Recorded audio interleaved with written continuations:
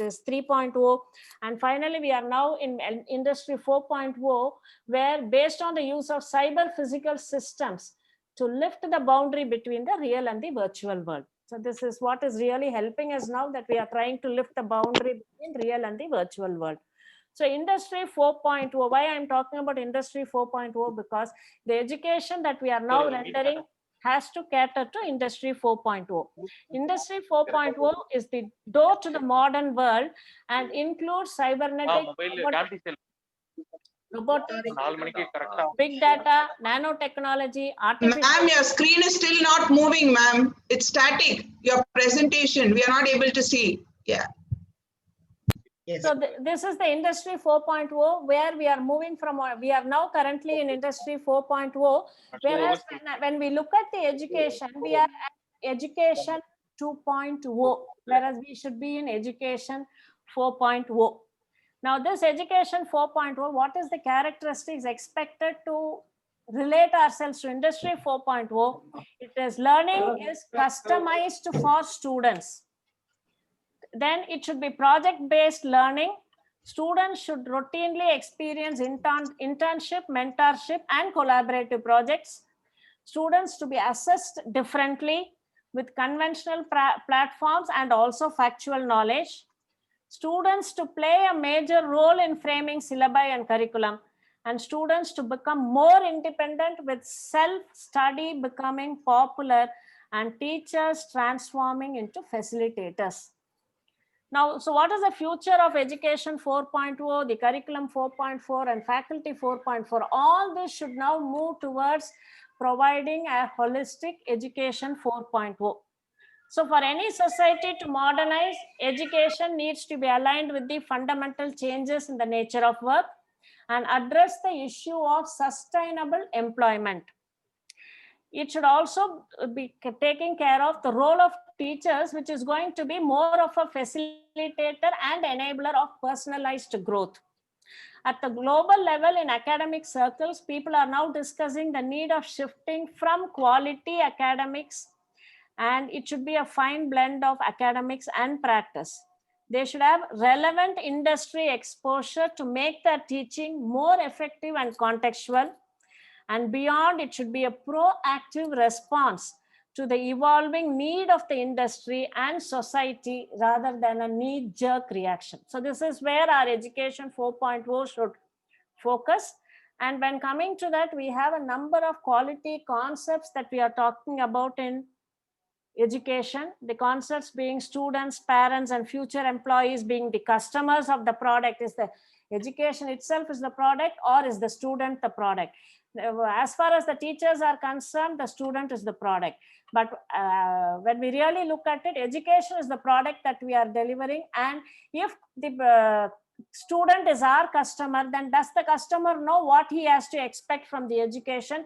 We do not know. So does the student really know why he is here? What is he trying to do? What does it mean to do well? Or how the teacher can help him doing it well? So these are all some of the questions that we normally feel the students are not aware. So a teacher has to build up a consensus in a class regarding what constitutes a quality experience, and a mutually agreed purpose is to be established. The quality management concepts are here to ensure that the curriculum coherence increases. So this is what we are trying to deliver. And this we expect the new education policy to address. So we normally have three major people: the central government, the UGC, and the AICTE, who are constantly endeavoring to improve quality of higher education and make higher education practical in the country. But the concern is the knowledge that such things are available, and creating awareness about the same is a real challenge and a concern. Now, what is this new education policy talking about? It is a comprehensive framework to guide the development of education. And this is the third in our country. The way back, the first one came in 1968, the second in 1986, and the third is the NEP released in 2019. A quality education that focuses on the whole child, the social, emotional, mental, physical, and cognitive development of each student, regardless of gender, race, ethnicity, socio-economic status, or geographic location. This is what the new education policy is trying to address. It is a quality education that provides resources and directs policy to ensure that each child enters the school healthy, learns about and practices a healthy lifestyle. It provides the outcomes needed for the individual. It is not a program outcome or a course outcome. It is the individual outcome that we are talking about, the individual outcomes for communities and societies to prosper. And a quality education is supported by three key pillars: ensuring access to quality teachers, providing use of quality learning tools and professional development, and the establishment of safe and supportive quality learning environments. So these are all the initiatives that every educational institution has to have in place if they are really talking about rendering a quality education. Ours is a world of severe challenges, millions of students under fire, unsettled, unschooled due to conflicts, and governments globally failing to meet the funding requirements to education, especially with regard to their poorest citizens. Education advocates have a responsibility to promote policies that integrate schools, communities, and nations into a system that supports development of the whole child.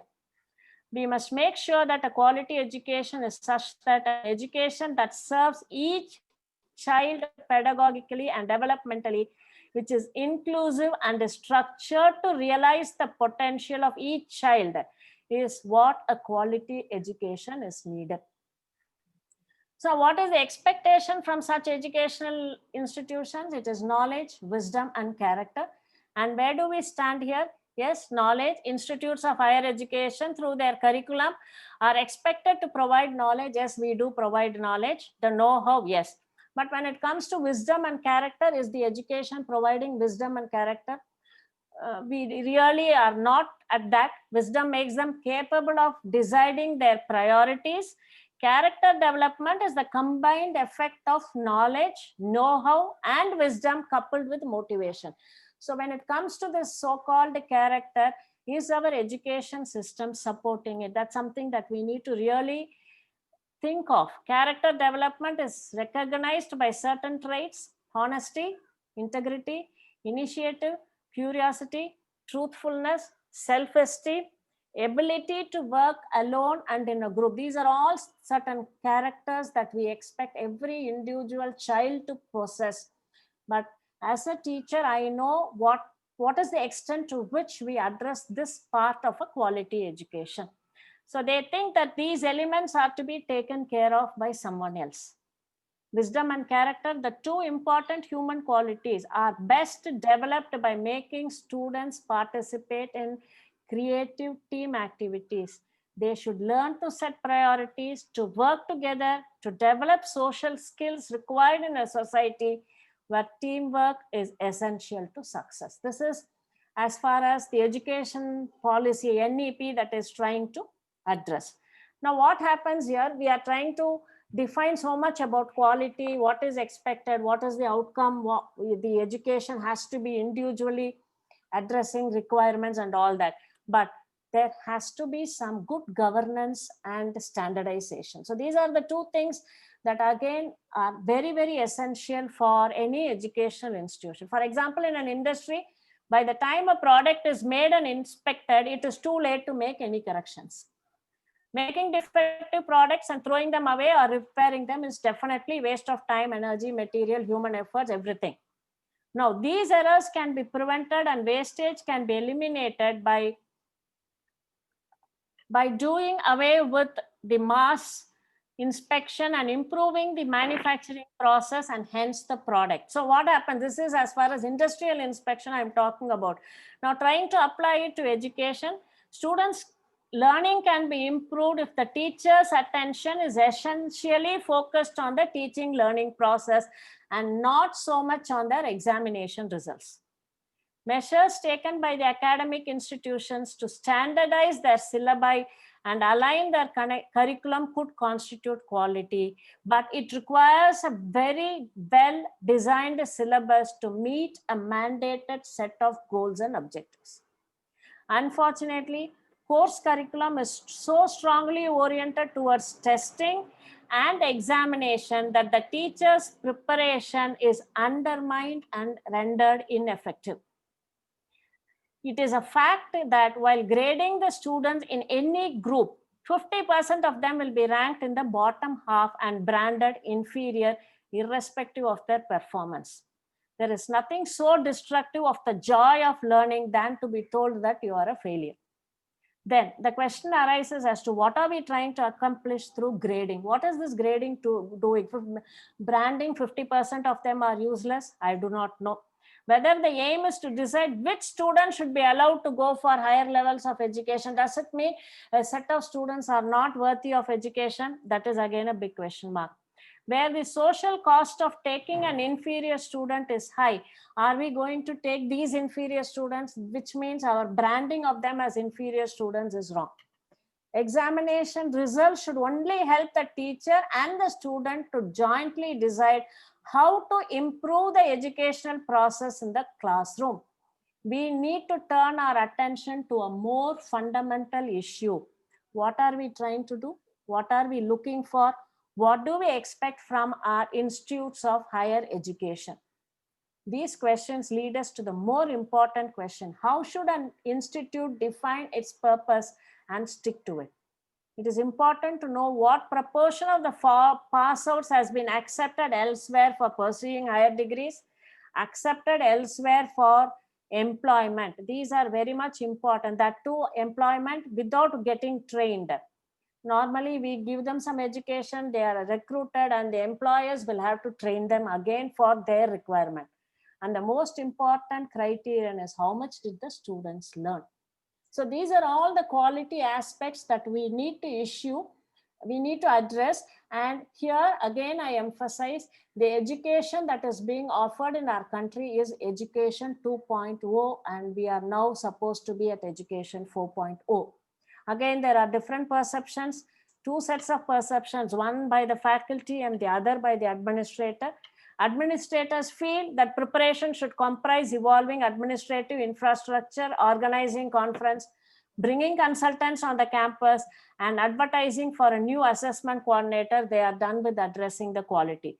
On the other hand, the faculty perceives that little or no genuine planning is underway, and administration is most of the institutes functioning independent of one another. Faculty feels all the activities related to imparting knowledge, teaching, learning, assessment, etc. are their exclusive domain. So this is their perception. Whereas the administration thinks that quality implementation and outcome assessment is an instructional matter that is not at all emanating from the faculty. So this is administrator's perspective.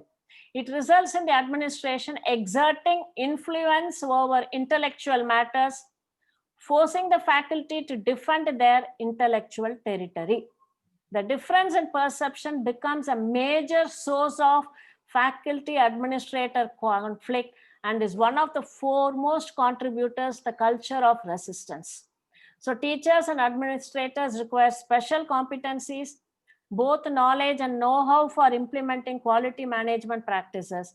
And persistent culture of resistance can be handled by convincing people to change their long-held values, beliefs, and attitudes. So now when it comes to implementing these quality measures, there are two things that are required: good governance and standardization. Now, when it comes to good governance in higher education, it is the means by which institutions for higher educations are formally organized and managed.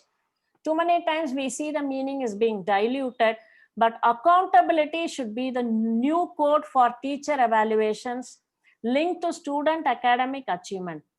Use of good governance principles can decrease corruption, misuse of resources, ensure that the views and the most vulnerable are included. Good governance practices can enable responsible and governance practices can enable responsible and responsive governments and organizations, where we will have to talk about accountability, transparent, responsive, effective, efficient, equitable, inclusive, follow rules of law, participatory, and consensus oriented. So this is something a governance has to fully take care of. And not the least, the standardization, which is a gift.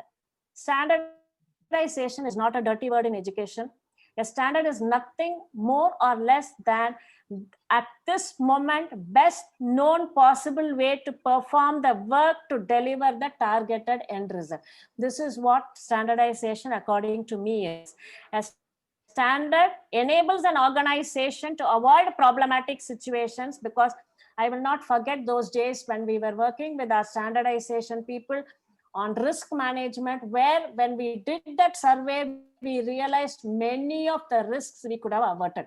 So standardization as a person, individual in education for the last 30 years, I strongly feel we should be addressing a standard. It enables an organization to avoid problematic situations, because when done properly, a good standard is the reflection of all organizational knowledge and experience accumulated over many years through continual improvement. These are all the buzzwords that standardization people use, but it is not belonging to them. This is how we can ensure quality in education. Executing according to a standard, therefore, avoids situations, and it prevents our people to even get into situations that require inappropriate flexibility and creativity. So it is not killing creativity, it is something more than that. A standard enables us to properly train our associates and to prepare them for all typical situations that they will come across during the execution of their job. Be flexible, use creativity, which means you will have to standardize certain things. Unless otherwise we standardize, we are at the lower end of the spectrum, where without proper framework, tools, and focus, we will not progress to the next step. So standardization, in fact, leads to effective flexibility towards the customers, avoids unnecessary flexibility that could even compromise on quality. Furthermore, it does not kill creativity. I'm repeatedly telling this because when we all started standardization of educational process, it was thought this is something to do with the IQ, EQ, all that was discussed. And we said, no, we are all so creative, we are not going to get into standardization. But in reality, standardization doesn't kill creativity. It requires the creative contribution of everyone in the organization. And at the same time, it avoids the creativity that associates apparently need to have, and upon which we are actually building the process. So our education is a process, it is flexible, and hence the overall quality, that initiatives that are already existing and that we try to implement as per the framework of our national education policies, requires good governance. And when I say governance, it involves a lot of people with focus and character. And second most important, as an education person, we need to standardize our process. So I would like to conclude by saying the impetus for improving quality and scrutiny by the accreditation agency is required. This will help the corporate employers to gain momentum. Many important quality management tools and techniques fully tried out in the industry could be adopted in the field of education, because education has now become another industry. It is no longer a simple service, but for that matter, even every service has to be having a process and system. Now people have started realizing that there is no activity that promises more leverage in the improvement of society than the development of a generation that understands quality and remains equipped to improve it. Teacher must be at the center of the fundamental reforms in the education system. The new education policy must help re-establish teachers at all levels as the most respected and essential member of our society, because they truly shape our next generation of citizens. It is not because I am a teacher I am talking like this, but every individual in this world is is a stakeholder as far as education is concerned. It could be as a student, as a parent, as a teacher, as an administrator, as a government. Everyone has got something to do with education. So we need to respect teachers. It must do everything to empower teachers and help them to do their job as effectively as possible.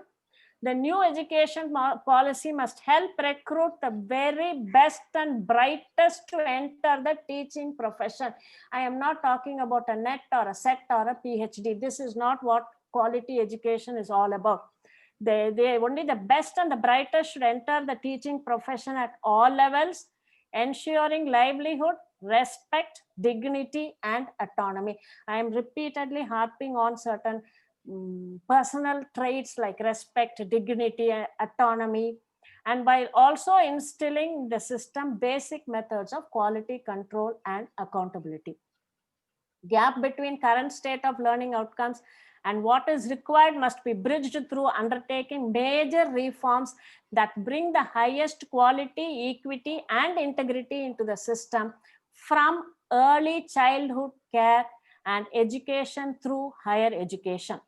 Good education institution is one in which every student feels welcome, cared for, a safe and stimulating learning environment exists, a wide range of learning experiences are offered, and where good physical infrastructure and appropriate resources conducive to learning are available to all students. Attaining these qualities must be the goal of every educational institution. Education is a domain, I repeat, where every human being has a role as a student, parent, teacher, administrator, industrialist, and government. And I strongly feel together we can. Thank you. Thank you. Thank you very much, ma'am, for that insightful presentation.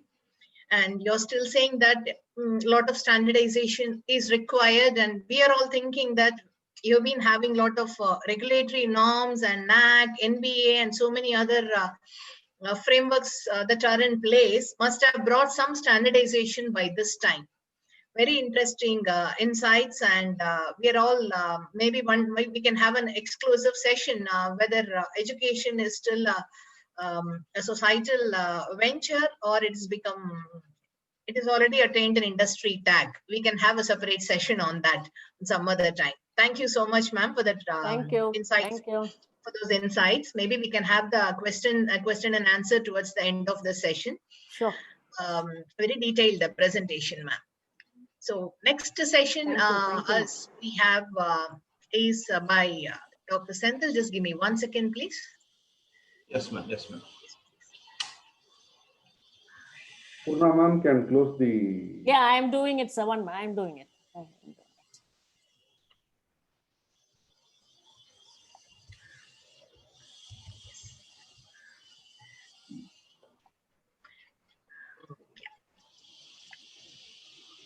Yes, so sir, the next speaker, we have Dr. Senthil Kumar, and Dr. Senthil will be talking about his journey as head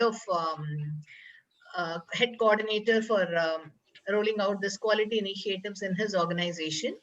He will be touching upon his journey in implementing various quality tools. So Dr. Senthil is a professor and dean. Welcome, Dr. Senthil. So he is a professor and dean from Dr. MGR Educational and Research Institute, and he's also in head of quality systems and project management initiative in his institution. Dr. Senthil also comes, he is a PhD in engineering. This is the academic qualification side, and he is a Master of Engineering in Applied Electronics, a Bachelor of Engineering in Electrical and Electronics Engineering. He's working as professor with Electronics and Communication Engineering Department at Dr. MGR Educational and Research Institute since Jan 2000 till date. So it's almost 20 years of journey. Promoted as a dean, quality systems and project management for all the faculties of Dr. MGR Educational and Research Institute, along with TMPC from 2018 till date. He is also a dean for part-time courses, that is evening college from 2007 till date. An overall coordinator for implementing ISO 21001 educational management system standard for educational organizations. In short, this is called as EOMS. That is how we all call this as. So overall coordinator for implementing an ISO 9001 mother of quality standard. Even now we call ISO 9001 as mother of quality standards. And then he has implemented a 2015 version of the same since 2014. And the last one is a very interesting dimension. He's also a coordinator for implementing NABH from January 2017.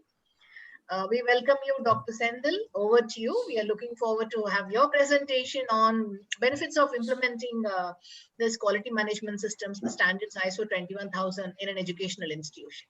Thank you so much. Yeah, thank you, madam, for your brief introduction. Thank you. Let me share my screen, ma'am. Let me share my screen.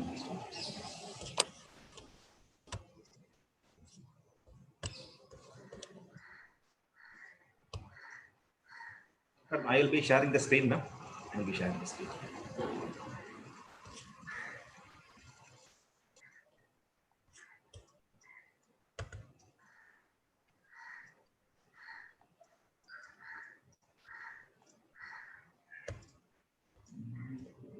Okay.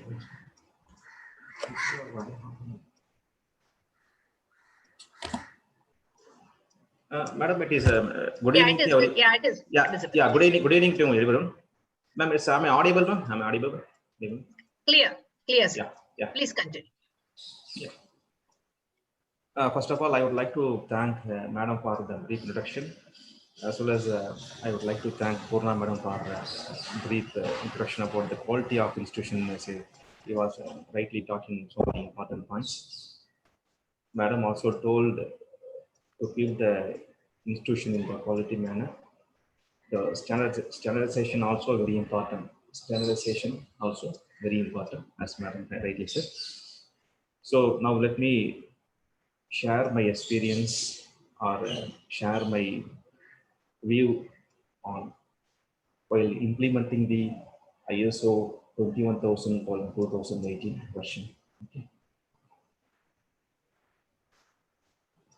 So the ISO 21001:2018 generally is called as a EOMS. It is generally called as a EOMS. This is nothing but it's a management system for the educational organization. Management system for the educational organization. Okay. So now I will share my view how the ISO 21000:2018 will be very useful for the education institution. Will be useful for the education institution. I believe that the standard will be.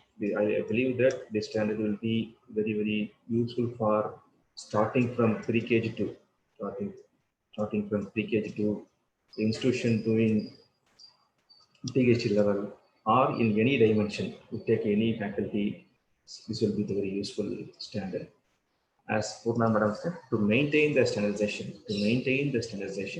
this will be the very useful standard. First, let me tell what are the general benefits of the implementing the 21000. What are the general benefits of the implementing the 21000? Okay. So the previously we were dealing with ISO 9001:2008 as well as ISO 9001:2015 version. Okay. So this is the mother version for all the quality management system. So the previously we were implementing the 9001 version. So we were a little bit struggled with all the requirement for the education institution or education organization. So the lately the 2018 the standard has come, that is ISO 21001:2008. This is generally called as a EOMS, that is a management system for the education organization. So by implementing the 21000 we can get so many benefits. We can get so many benefits. One is overall efficiency we can increase. One is overall efficiency we can increase, and also it can provide the common platform. It provide the common platform. Am I audible? Hello. A little bit louder, please. Little louder. Yeah. Go. Yeah. Go. Sure.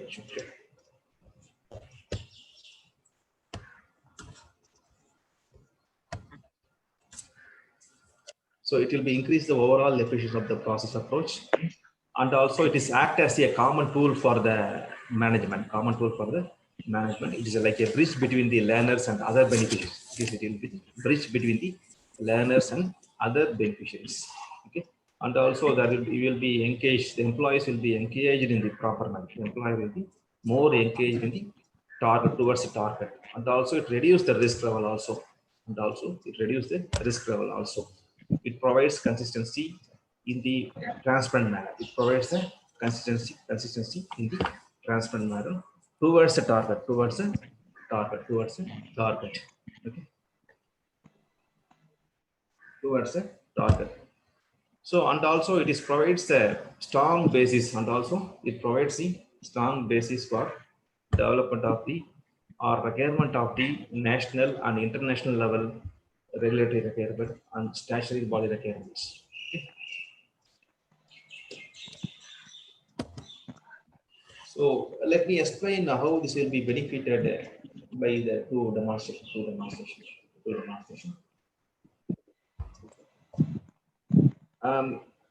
It's a very basic thing.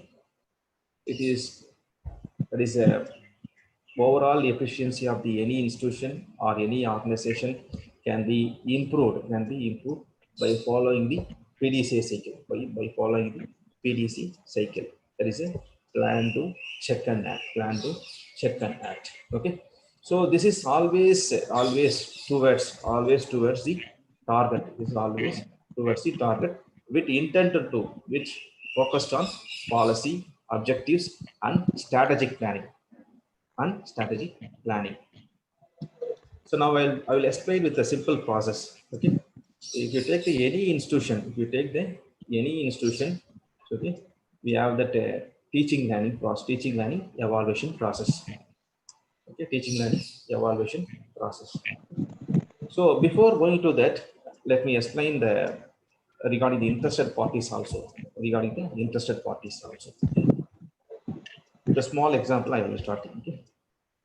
How we are implement the plan to check and act. Okay. So example I will take is teaching, learning, and evaluation process. Okay. So for teaching, learning, and evaluation process, we have generated around some 90 formats we have generated. In this first part is planning. The planning format, we have generated a academic calendar, staff willingness, staff workload, timetable, and other department requirements, master timetable, and lesson plan, record of syllabus. Okay. So these are the first slide is about the plan. The second slide is about the plan. Next is a do. Do is nothing but we have planned for collecting all the data.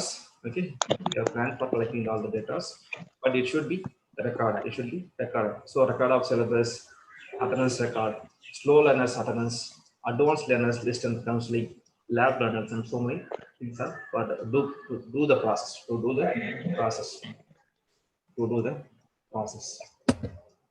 So another one is a check. You have to evaluate. That we are done through the end semester result analysis, overall success rate, and alumni feedback, so many feedbacks, and QMS audit report and academic audit report. With that, we have checked our process. So accordingly, after checking that, once the result is not achieved, the target level, we need to be for the analysis, and you have to do the corrective actions. Accordingly, you have to take the improvement action also. Okay. So this is a very simple example for the plan to check in the academic activity in the academic institution for the for the teaching and learning evaluation process. So before going to that, let me explain how this common management tool. See, the EOMS, it is acting as a common management tool for all the education institutions. EOMS is acting as a common management tool for all the education institutions. So the main theme or main core of this 21,000 is interested parties. It is covering all the interested parties of the education institution, or starting from, as I already said, starting from pre-KG to the PhD level of institution. Even for the more than that, it covering this act as a common management tools. There is a CMT. There is a CMT. So this generally connecting between the learners and other beneficiary requirements. Generally, it is connecting this common management tool, connecting the learners and other beneficiaries. So the learners is nothing but they have the students and people are called the learners. Yeah, they are called the interested parties.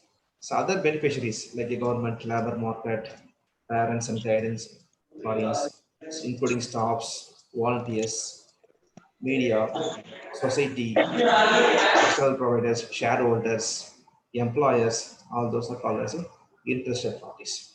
These interested parties we can classify, we can segregate into two types.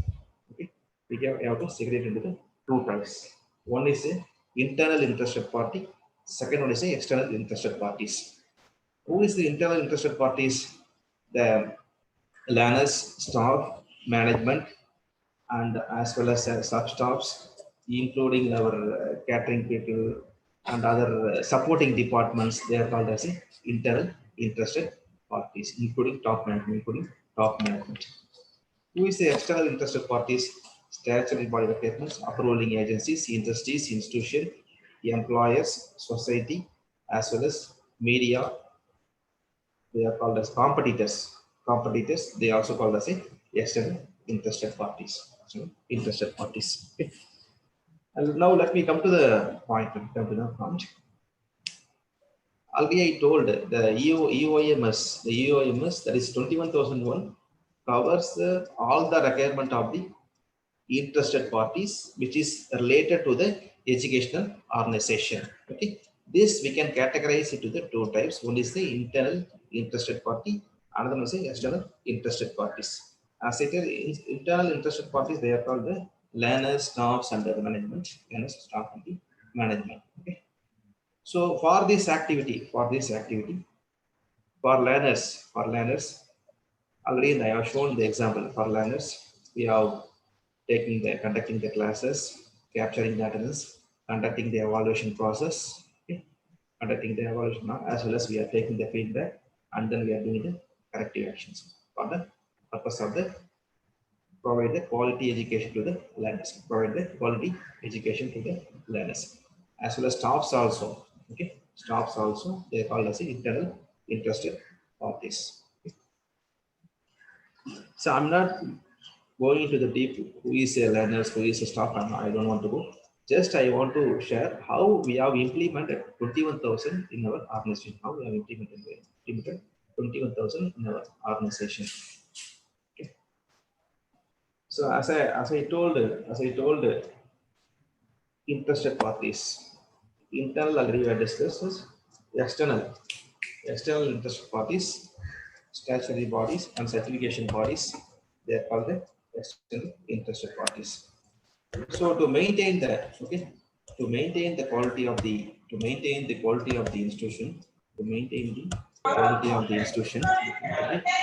so we have the self-evaluation method also. We have the self-evaluation method as well as some external body accreditation also required. The external body accreditation also required. Okay.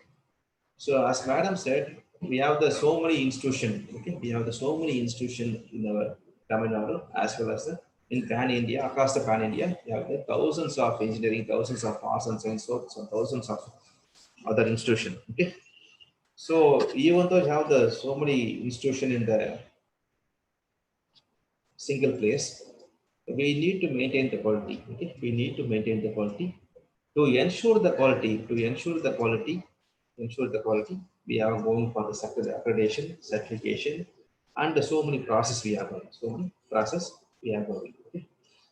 In the external interested party, it's actually on the regulatory bodies. In that example, NAC, MBA, AICT, UGC, okay? NAC, MBA, AICT, UGC, and other council also for engineering technology, AICT, for architecture council, for medical council of India, for nursing council, for dental council DC. So we have the number of council also. We have the number of council requirement also. Okay. Council requirement also. Okay.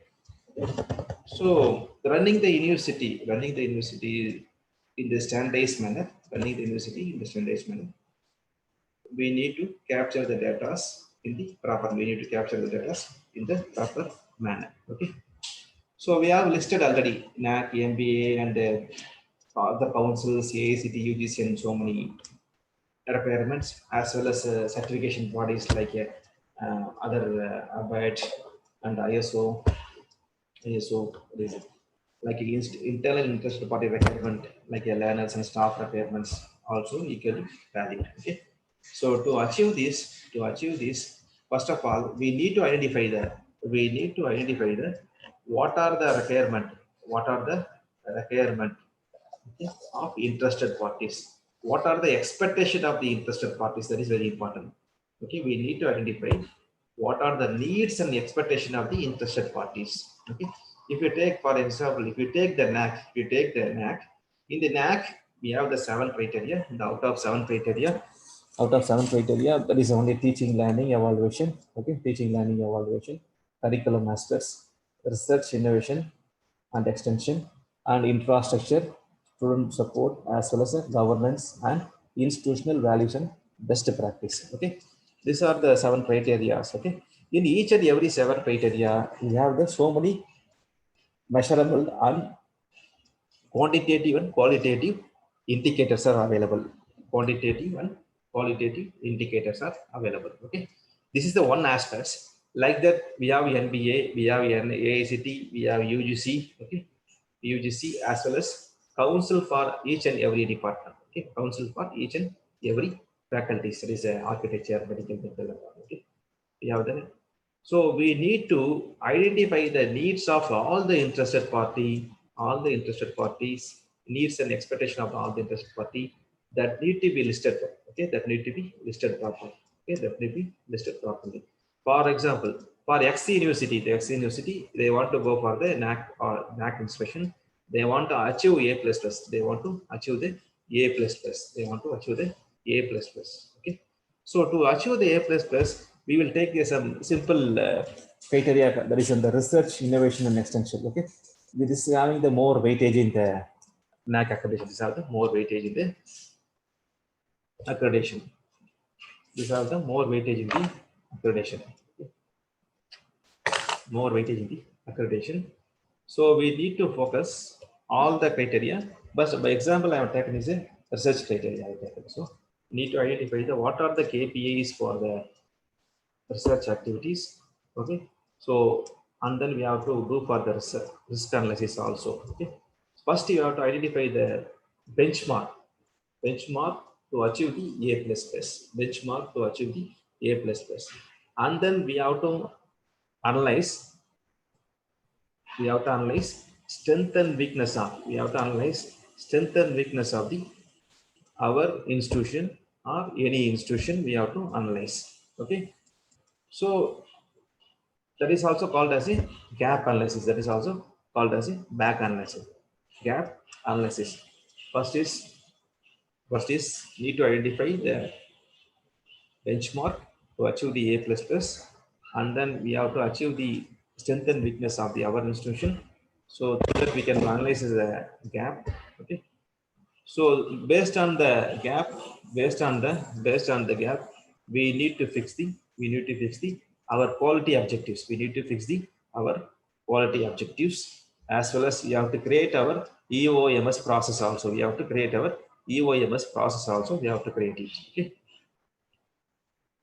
And then we have to go for the monitoring and performance by the, like if it is NAC, we have to monitoring through IQAC cell, Okay, if it is it is overall monitoring, it may be, we can create a quality circle in the institution. We can create the quality circle in the institutions. Okay.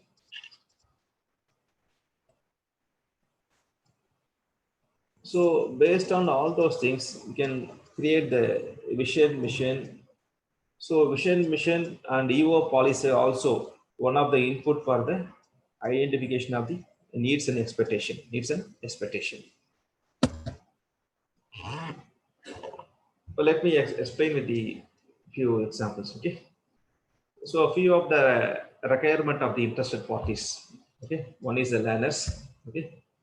For learners, the EOMS process is curriculum design, teaching learning process, evaluation, as well as student support. Okay.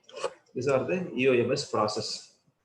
In the curriculum design, for the curriculum design, we have the so many key performance indicators. We have the so many key performance indicators. Okay. So in that, I will be taking the example for percentage of the programs in which choice-based CBCSE is implemented. That is one of the key performance indicator. Okay. As well as the teaching learning method, student satisfaction index. So like that in the evaluation process, average pass percentage of the students, the student support, number of enhancement and skill enhancement scheme. Like that in the staff development, average percentage of the full-time teachers. The research promotion, number of citation index in the each and as well as number of the scopus index published. As well as like that infrastructure and so many criteria is available in the EOMS process. So again, let me come back to the plan to act check. So we have through this 21,000, we have created the system. We have identified the needs and expectation of the interested parties. I have taken as a NAC as an example. So in that we have taken the key performance indicators.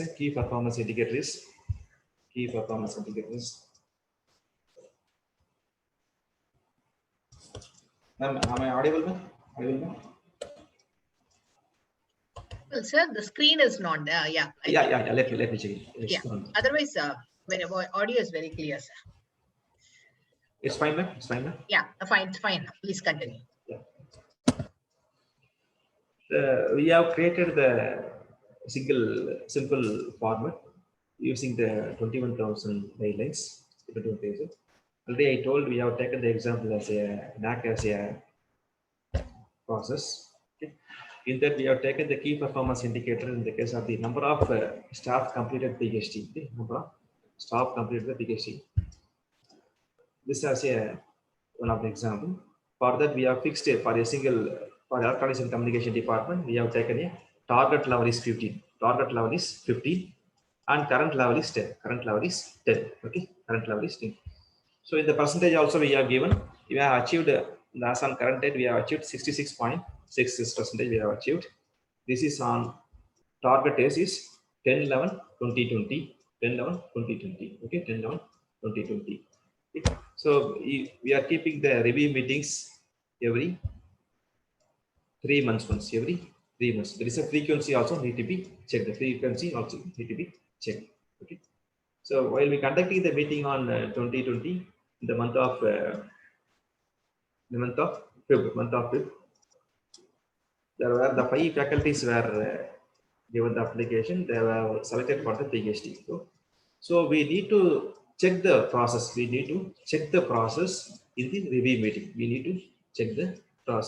the review meeting. So now the planning is here. The planning is identify the needs and expectation of the interested parties, and also identify the benchmark for the each performance indicators benchmark, and then there is a planning. Here checking is conducting the review meeting. In the regular frequency or in the regular interval. We need to, through that review meeting, we need to ensure that whether this activity for the particular key performance indicator is going towards the target. We need to verify. Okay, if it is not going towards a proper track, so we need to find out the alternate solution, or we need to find out we have to take the proper corrective action. Again, it need to be verified in the certain periods. So like that, we have taken another example of number of staff received fellowship, number of staff exchange programs during the last 1 year, right? Like that, we have taken so many examples.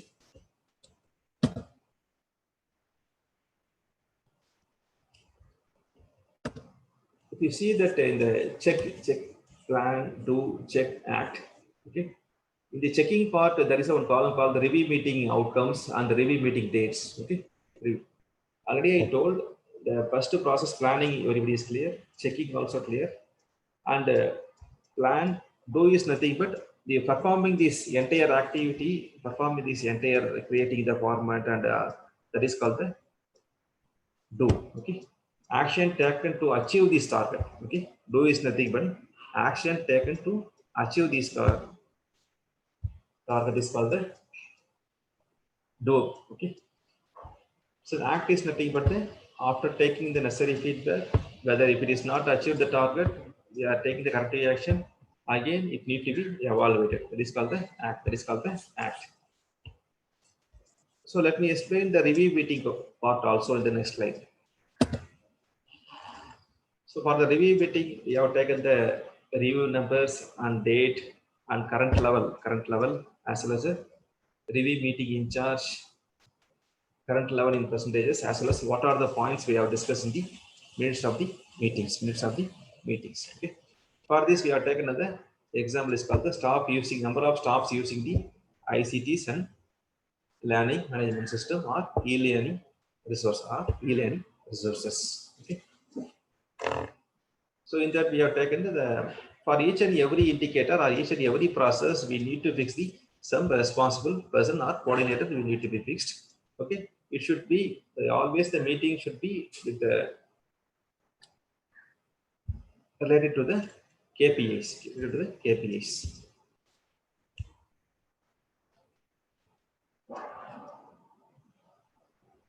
So in that we have fixed the target as a 220 as a benchmark, For the we need to the current level is 42, and only we have achieved 20%. But we have another 1 year of time to achieve this. We have fixed a target for 2021.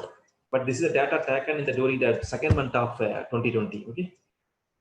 So current the current status, it is almost the slide I am not taken. Almost we have achieved.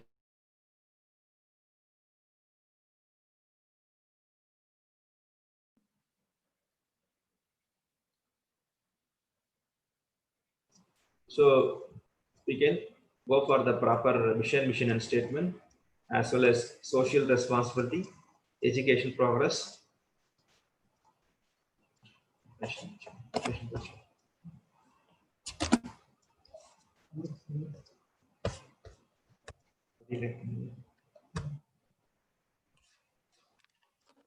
I'm audible, ma'am? Yeah, now it's clear, sir. Now Yeah, it is. You were lost for a while. Now it is clear. Please continue. Okay. Education progress, process for staff requirement, code of conduct and ethics, process for admission, production of transparency of learners and their data, as well as staff requirement records,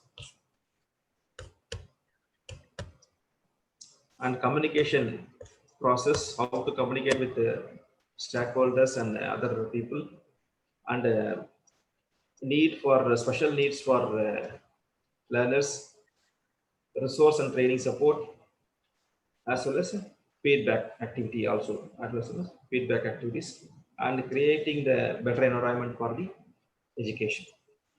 These are the highlights of the 21,000 from 2018.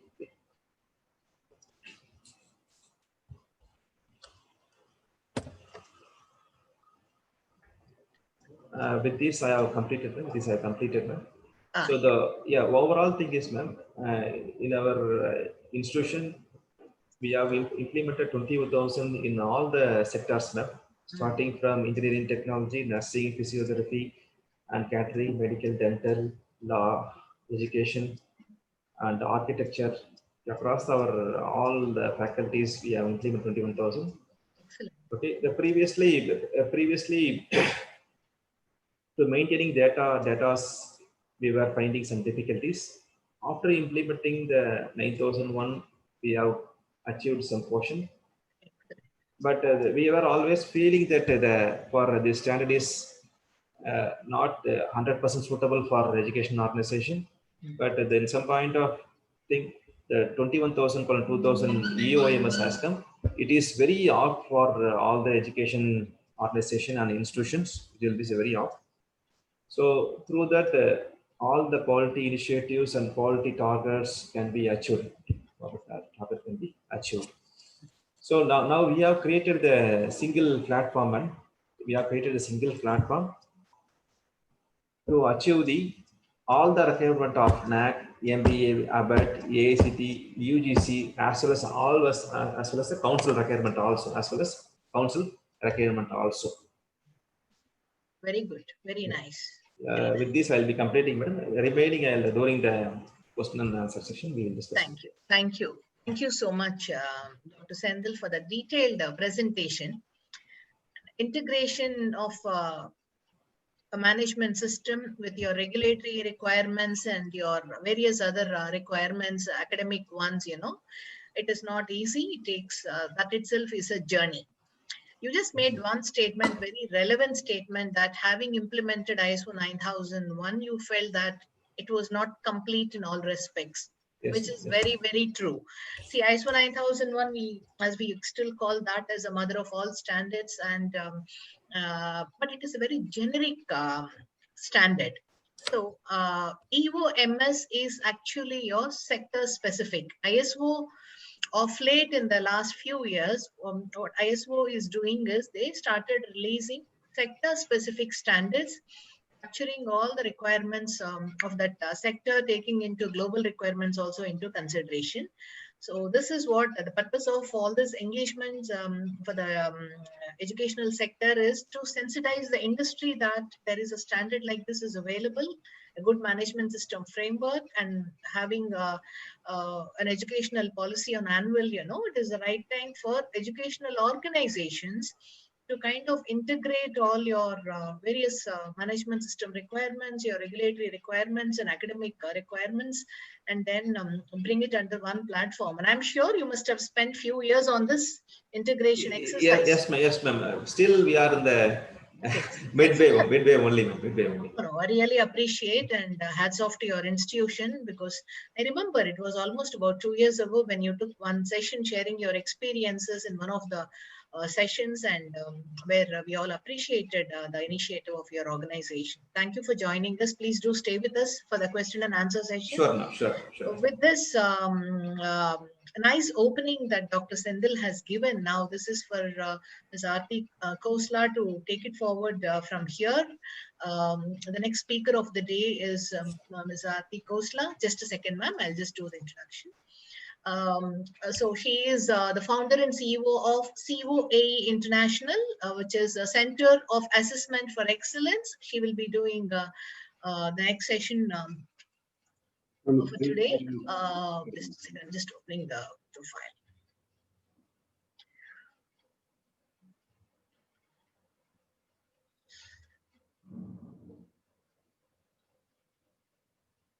One second, please.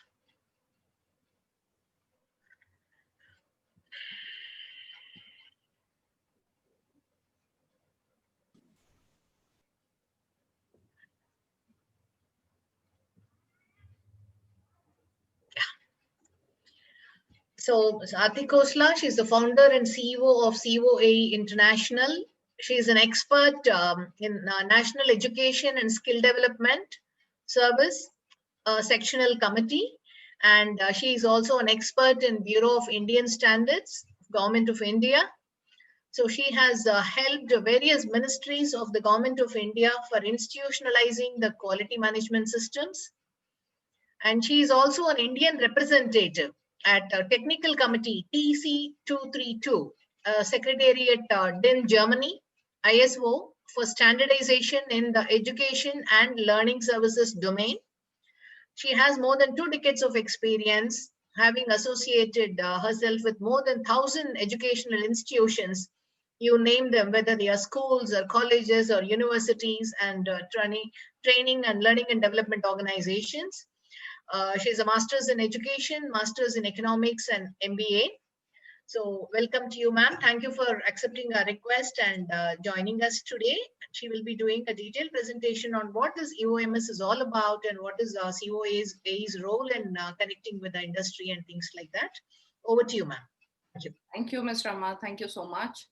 And before me, there were 2 hardcore academicians who have given me a lot of stress because, you know, my role has always been in the last 23, 24 years of my short span of my career that I have.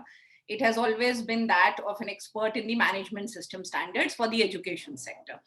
So relating totally with what academicians feel and how they, you know, they implement their systems is a little difficult. But then this is what I've been trying to do it. So I will share my PPT in a while.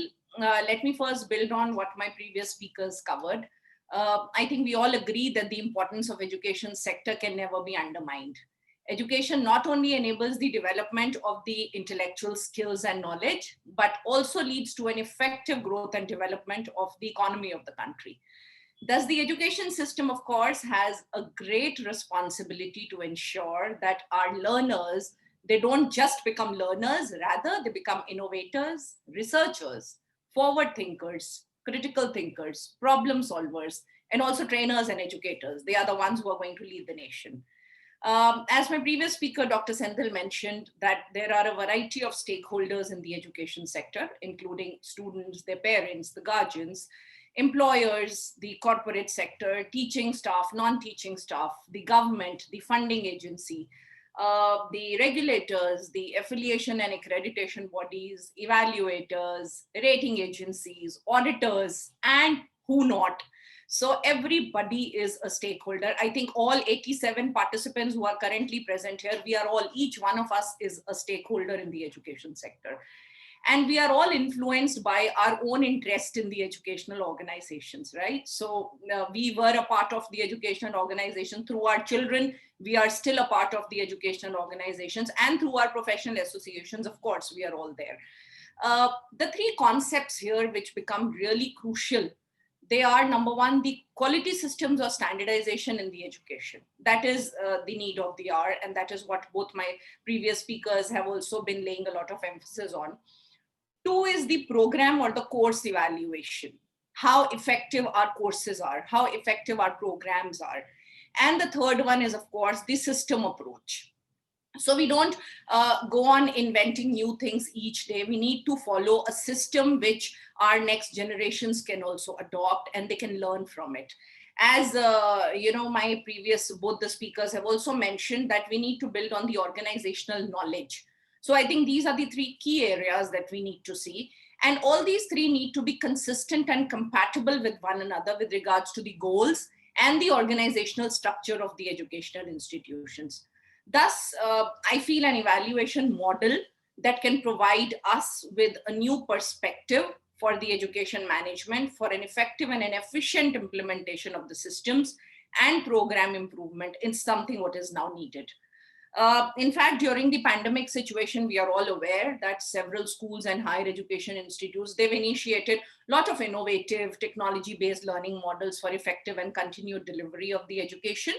However, there is still a huge need to focus more on the practices that can compensate for all the lost instructional time, that can strengthen the pedagogy, that can build on the hybrid learning models, such as maybe the integrated approaches in remote and distance education. So there are a variety of new things that need to be done. My previous speaker, Dr. Poorna, she spoke about the challenges faced by the higher education. Also, according to UNESCO, the content of higher education support teaching and training programs that are designed to reply directly to the identified needs of specific contexts in the society. Also promote innovation in content and the pedagogical methods which can assure enhanced access to higher education while still preserving the quality of education and, of course, its relevance to the social requirements also. And to structure the school education as well as the higher education sector appropriately, I think it has become extremely important to adopt an attitude, a new mindset of systems, processes, innovation, and excellence. This is what we all need to strive for. And for us to be globally competitive in whether the manufacturing or the service industry, I think we all depend upon educational systems to provide the competent manpower now and also in future.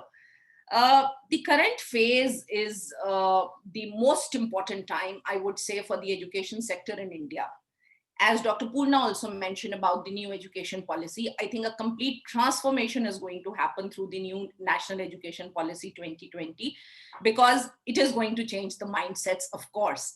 But yes, a whole cycle is needed to do that. The entire focus of this policy, I think that's the beauty of this policy, that the entire focus of the policy is on the learners. Both private and public sector will be following the national education policy in letter and spirit, I'm sure. And also for the implementation, the government seems to be fully prepared with an action plan for the schools as well as for the higher education institutions. And this action plan includes also the timelines along with the well-defined responsibilities for the achievement of each milestone. In the next 10 years from now, we will probably get to see a new India through this policy, I'm sure. We never had any common framework before, which could be used to evaluate the performance of all our institutions, and also which could be used to verify the degree to which we are all meeting the requirements of our learners and the other stakeholders. The accreditation was there. The accreditation steering committees for NAC, NBA, ABET, etc. They were all formulated and strengthened to a level of internal quality assurance cell. But they generally refer only to the compliances of these accreditation standards, right? I think that's the difference. And there is a huge need to map these accreditation standards with a common framework, which currently is only ISO 21001. The standard is fully in line with the framework of the new education policy 2020. The standard is covering not only the educational aspects related to quality, but also all the other compliance measures. Say, for example, health and safety, information security, risk management, sustainable practices, facility management, food safety, anti-bribery, business continuity, and whatnot. So the standard is kind of an integration of all the other significant standards. In the last 2 decades, I've been associated with close to 1,000 plus educational institutions, including the schools, colleges, universities in India, and also a couple of other countries. I have worked with the organizations across more than 10 countries, the educational organizations. And believe me, there are some common challenges that most of the organizations in these different countries are facing. Let me try and touch upon a few pertinent ones. I'm trying to relate all this with the ISO 21001 standard. That's what I'm going to talk about later. I'll share my presentation. Number one, I think maintaining the consistency in the quality of education and implementing standardized practices. That is where most of the organizations are not able to do well. Here it becomes really critical that the educational organizations, they provide skill and competency-based education. Now we can't afford to wait for the skilling to start from the undergraduate level. Rather, the vocational skilling has to be taught at the school level itself. Similarly, for developing the competency, the textbooks should just be treated as a tool. We need to work on identifying various other sources now. Also, the heads of the organizations, they can no longer be just the administrative heads, They will have to start upgrading themselves to lead the academic initiatives and become the pedagogical leaders. That is what the change is going to now happen. Another important and a common challenge that I have experienced is that the curriculum and the pedagogy does not aim for holistic development of learners. I think this is the time. We are all talking about the 21st century skills. We are all talking about reducing the curricular content, enhancing the essential learning and critical thinking, and focus more on the experiential learning. So this is the time that our, the entire education ecosystem needs to now change. Again, another important challenge, which again ISO 21001 has tried to cater to, is that our educators themselves are not skilled. I think Dr. Poorna also mentioned about this. Unless we ensure the competence of our educators, unless we enhance their skills, how do we ensure skill building for our students? As far as teaching is concerned, in India, we are fortunate that now a new national curriculum framework for teacher education, which is called as, I think, NCFTE. This is going to be framed by the year 2021. And the B.Ed degree, which was mandatory to become a teacher in a school, it was earlier easy to be obtained. And now this is going to become a 4-year integrated course. And the B.Ed colleges will now have to become a part of the multidisciplinary institutions. Educators are the main drivers. They are the lifeline of the education system. So we need to prepare them well. As per the ISO 21001 standard, if you're able to define every key person's roles, responsibilities, and accountabilities very clearly, our educators will get ample time to upgrade their skills. Another challenge, is related to our curriculum. Our curriculum, as per the changing needs, require reviews. I always end up asking a question to all my audience everywhere. How many of you use a smartphone? I think you all will say a yes. How many of you were using the same smartphone even 5 years ago? I think not even 5% of you would say a yes. And if I say how many of you were using the same smartphone 10 years ago, probably you'll say, are you insane? Have you gone out of your mind? Who doesn't want the updated and the relevant software on the devices? So when we want the updated softwares on the devices, why don't we want the updated curriculum for the ones who are going to drive this nation? We are teaching them the same thing for the last so many years.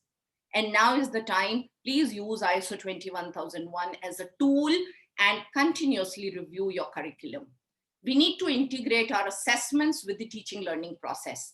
Our assessments can no longer be a standalone process, we will probably now, with the introduction of the new education policy, as Ms. Rama had also mentioned, we will see assessment reforms in terms of including the competency-based regular assessments to test the analytical ability, to test the critical thinking, as well as the conceptual clarity. So this itself is going to bring a lot of change. And finally, I think one challenge that again commonly I have seen across different countries, there is no regular monitoring or an audit system available. Nobody is bothered to see whether we are continuously able to fulfill the requirements of our stakeholders or not. There is no audit of the overall system or the holistic governance. In order to provide confidence to your interested parties in terms of the consistency, effectiveness, and efficiency of your system, I think it's high time that we all define our processes clearly. We regularly monitor our systems, manage the risks which can affect the outputs of the processes, as well as the overall results of our educational systems. So I think these are the common challenges that I have seen across the educational institutions that I have been associated with. Let me quickly share my screen and share about the structure of the standard. Ms. Rama, can I please request you to let me know how much time do I have? No, please continue, because we want the audience to have a key takeaway from your session. Please continue. We've just provided somewhere about some 40 minutes or so for your session, half an hour or so. All right. You can continue. No issues. Thank you so much. So let me quickly, I'm sorry I didn't introduce the organization, and thank you, Ms. Rama, for introducing me. I'll skip my introduction now. So I'm representing COAE International, which is an educational certification body, and we are totally focused towards the education sector. And currently ISO 21001 is the most important focus area for us. we are totally committed to bringing transformation in the education sector. And we are trying to help the organizations in identifying where all they are going wrong, where all they can improve themselves. So through our audits, assessments, we are just trying to create some value for the organizations. We deal with the early childhood educational organizations, the school education, higher education, learning and development, of course, the training organizations also. And we have already certified some of the organizations in India, in UAE, in Middle East. In fact, in Middle East, we have certified one department of a very premier university. It's a government university. And they are the first ones to get an accredited certification. So it was a matter of pride for us as well. In Dubai, we've certified the L&D organizations. And in India, of course, we've done colleges and schools as well. So our core purpose, my entire team, everybody has a common focus to make quality education a priority for all the stakeholders. And this is what we are trying to work towards. We do assessments, audits, capacity building, and certifications. We have trained more than 10,000 professionals across educational domains. I have an in-house and empaneled team of education sector domain experts. And in fact, in the last 8-9 months during the lockdown, since we were doing the online trainings, we have trained more than 2,000 professionals on only ISO 21001. And these professionals were from almost 15 different countries. So that was a matter, a matter of pride for us once again. I have around 100 plus competent resources across all educational domains, right from the early childhood to the school, university, college, and everywhere. Okay, I think I'll skip this part now. And ISO, I'm sure most of us are aware, those who are attending this session today. For the educational institutes who have no previous exposure to ISO, let me quickly tell you that ISO is the biggest organization in the whole world. And the main objective of this organization is to develop standards, publish standards, and make them available for the entire world to follow, so that we create the common systems across nations. And most of the member bodies, we have the national standardization bodies of that country who are representing their respective country at ISO. And in India, it is the Bureau of Indian Standards. And I'm fortunate that BIS recognized my efforts in the last all these years, and they nominated me to represent the country at ISO in Geneva. And I have been attending the ISO meetings for the last 3 years now. So it's a pleasure. And this year, just very recently, about 20 days back, we had a week-long meeting with all the ISO members. And we discussed at length on ISO 21001. And very soon the standard is also going to be reviewed and revised. So this is one standard that is directly going to impact the achievement of the sustainability development goals. Goal number 4 specifically, quality education. Goal number 10 and goal number 11. So if you visit the ISO website, you will see the linkage of the sustainability development goals there. The standard was developed by a project committee called PC 288, where we had around 70 to 80 educational experts from different countries. And finally, in the month May 2018, the standard was published. And I was really glad to know that Dr. Senthil has already implemented the standard in his organization, and very beautiful implementation I could see. All the documentation that he was sharing, itself speaks of a lot of hard work that has gone into it. So it can be implemented along with all the other standards. All the accreditation standards that you are currently using, you can very well map the ISO 21001 standard with that. It's very simple, very easy. It's just that you need to map the standard with your existing systems. You are not going to do anything new to implement ISO 21001. No heavy documentation is needed. I think most of the people in the education sector feel ISO standard karna hai means you will have to do a lot of documentation. So nothing like that.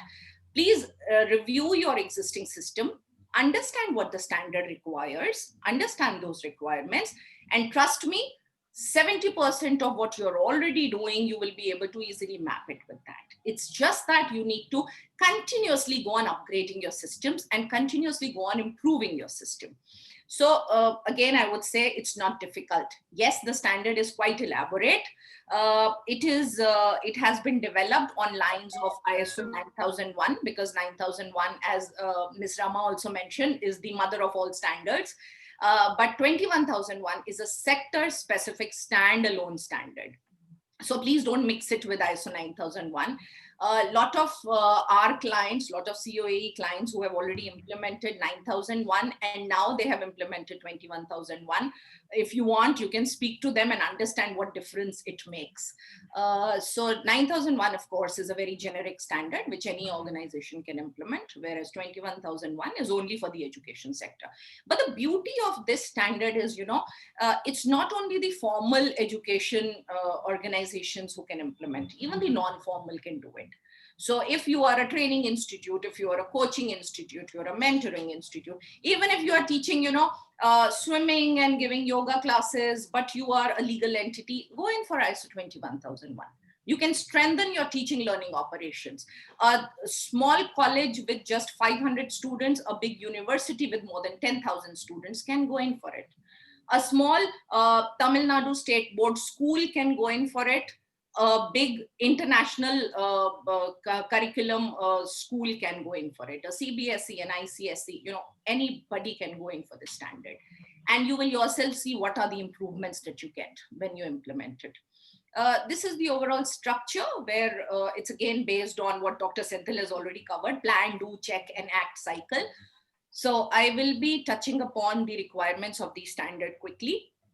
That's the strategy, the EOMS strategy. In order to achieve your vision, you have your own mission and you strategize your organization culture, your principles, your policies, and your objectives. Put them together so that you're able to achieve your vision. That is what the standard is going to aspire for. Okay, I have a small video on the principles. So there are total 11 principles. It's just a 1-minute video where I'm showing you all those 11 principles. If you all want, you can make a note of it, or this video is available on the YouTube. You all can have a look at that later. Give me just 1 minute so that I can reshare my screen.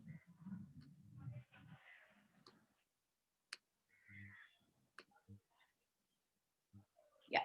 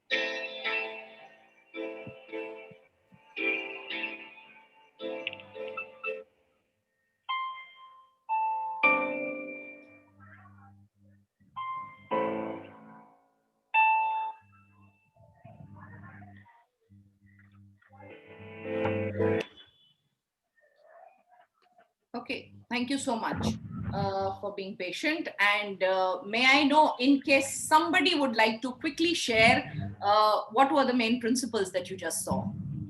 I'm so sorry, I'm also a teacher. So unless I keep assessing my learners, it's difficult to address. So can somebody share what are the key principles that you just saw in that video? There are total 11 principles. You can unmute and speak.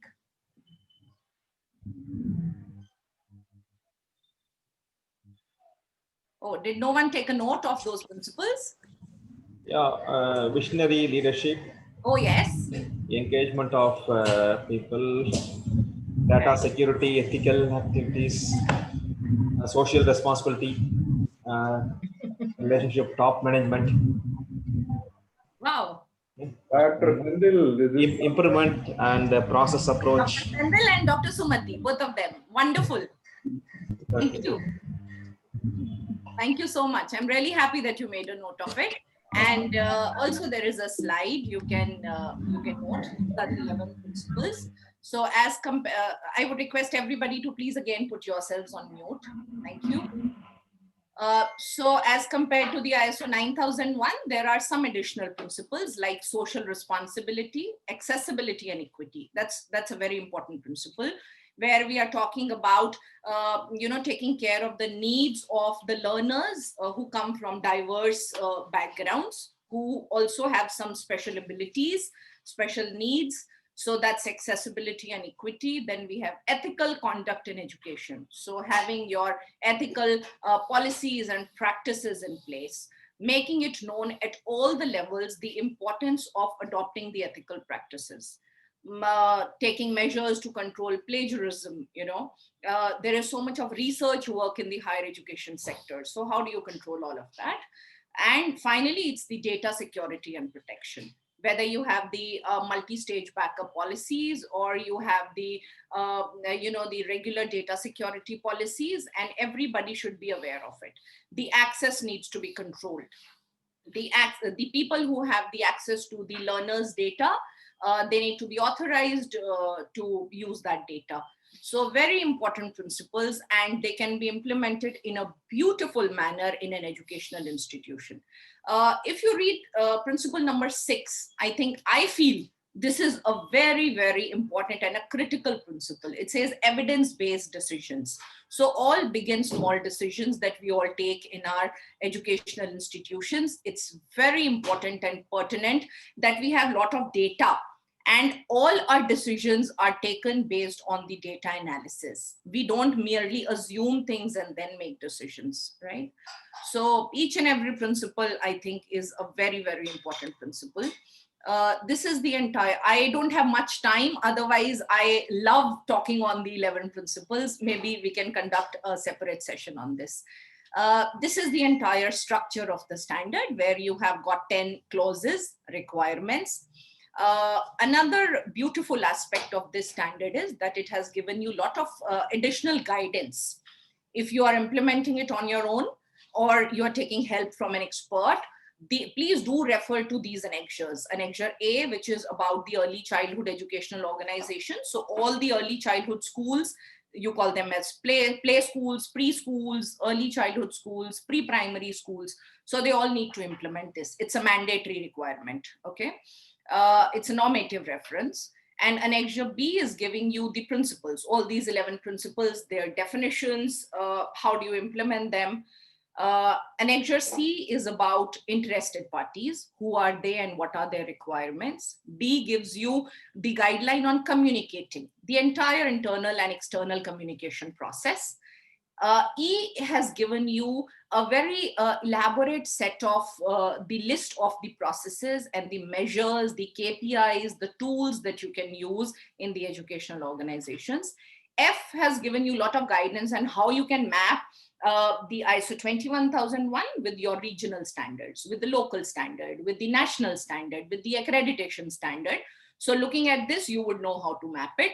And the last one, Annexure G, tells you what all you need to do for implementing the health and safety considerations in your institutions. Clause 4. I think Dr. Sendil has covered a lot when he was sharing what all he has done. But I can only talk about the key features quickly, again, in the interest of the time that I have. And we still have got, I think, 2 more speakers. So here in clause number 4, if you are implementing the standard, please do identify all the issues, the negative issues, the positive internal issues, external issues. Ensure that you have a strategic planning, including your organizational vision and mission. Identify your interested parties and define all your processes. That's what clause 4 wants. Clause 5 is about leadership, where you need to define the accountability of all the key people in your organization. Integrate the standard with your business system. The ISO 21001 standard cannot be a standalone requirement. It has to be integrated with your own system, right? Engage people, support people. So a visionary leader is the one who is going to show the direction, who is going to provide the resources, provide all the support, be open to ideas, reward people, recognize their efforts, recognize all the measures that different people in the organization have taken, and define clear roles, responsibilities, and authorities. Clause 6, which is about planning, is talking about risks. So a clear risk identification plan. This is where, most of the educational organizations would need help, and probably they would not have done it before. This is little new. I'm not sure if the higher education organizations are very well versed with it, but I know about the school education, they certainly need some hand holding on this. So, but this helps them a lot. I'll just share an example with you. We had certified a school in Bangalore. It's an international school. And just 2 days back, I was speaking to the management trustee of the school, and she said, Aarti, I'm so thankful that we went in for ISO 21001. When we were transitioning to the online learning due to the lockdowns, we could do a risk assessment.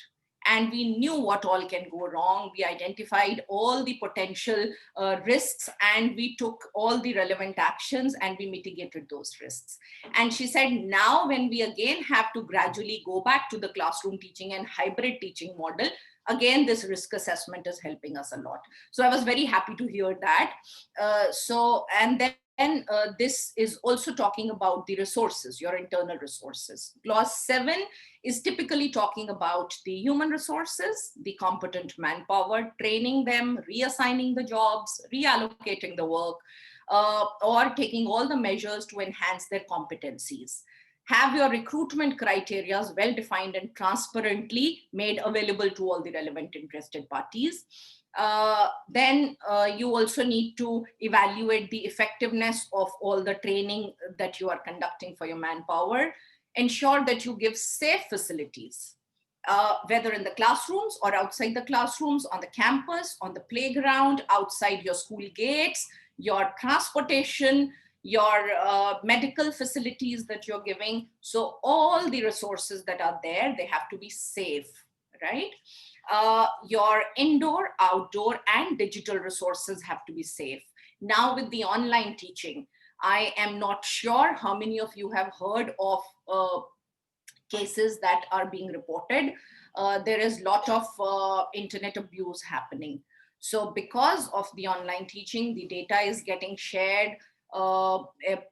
Students now, whether at the school level or the higher education level, they are all on social media. So please define your policies very clearly, and please implement those policies.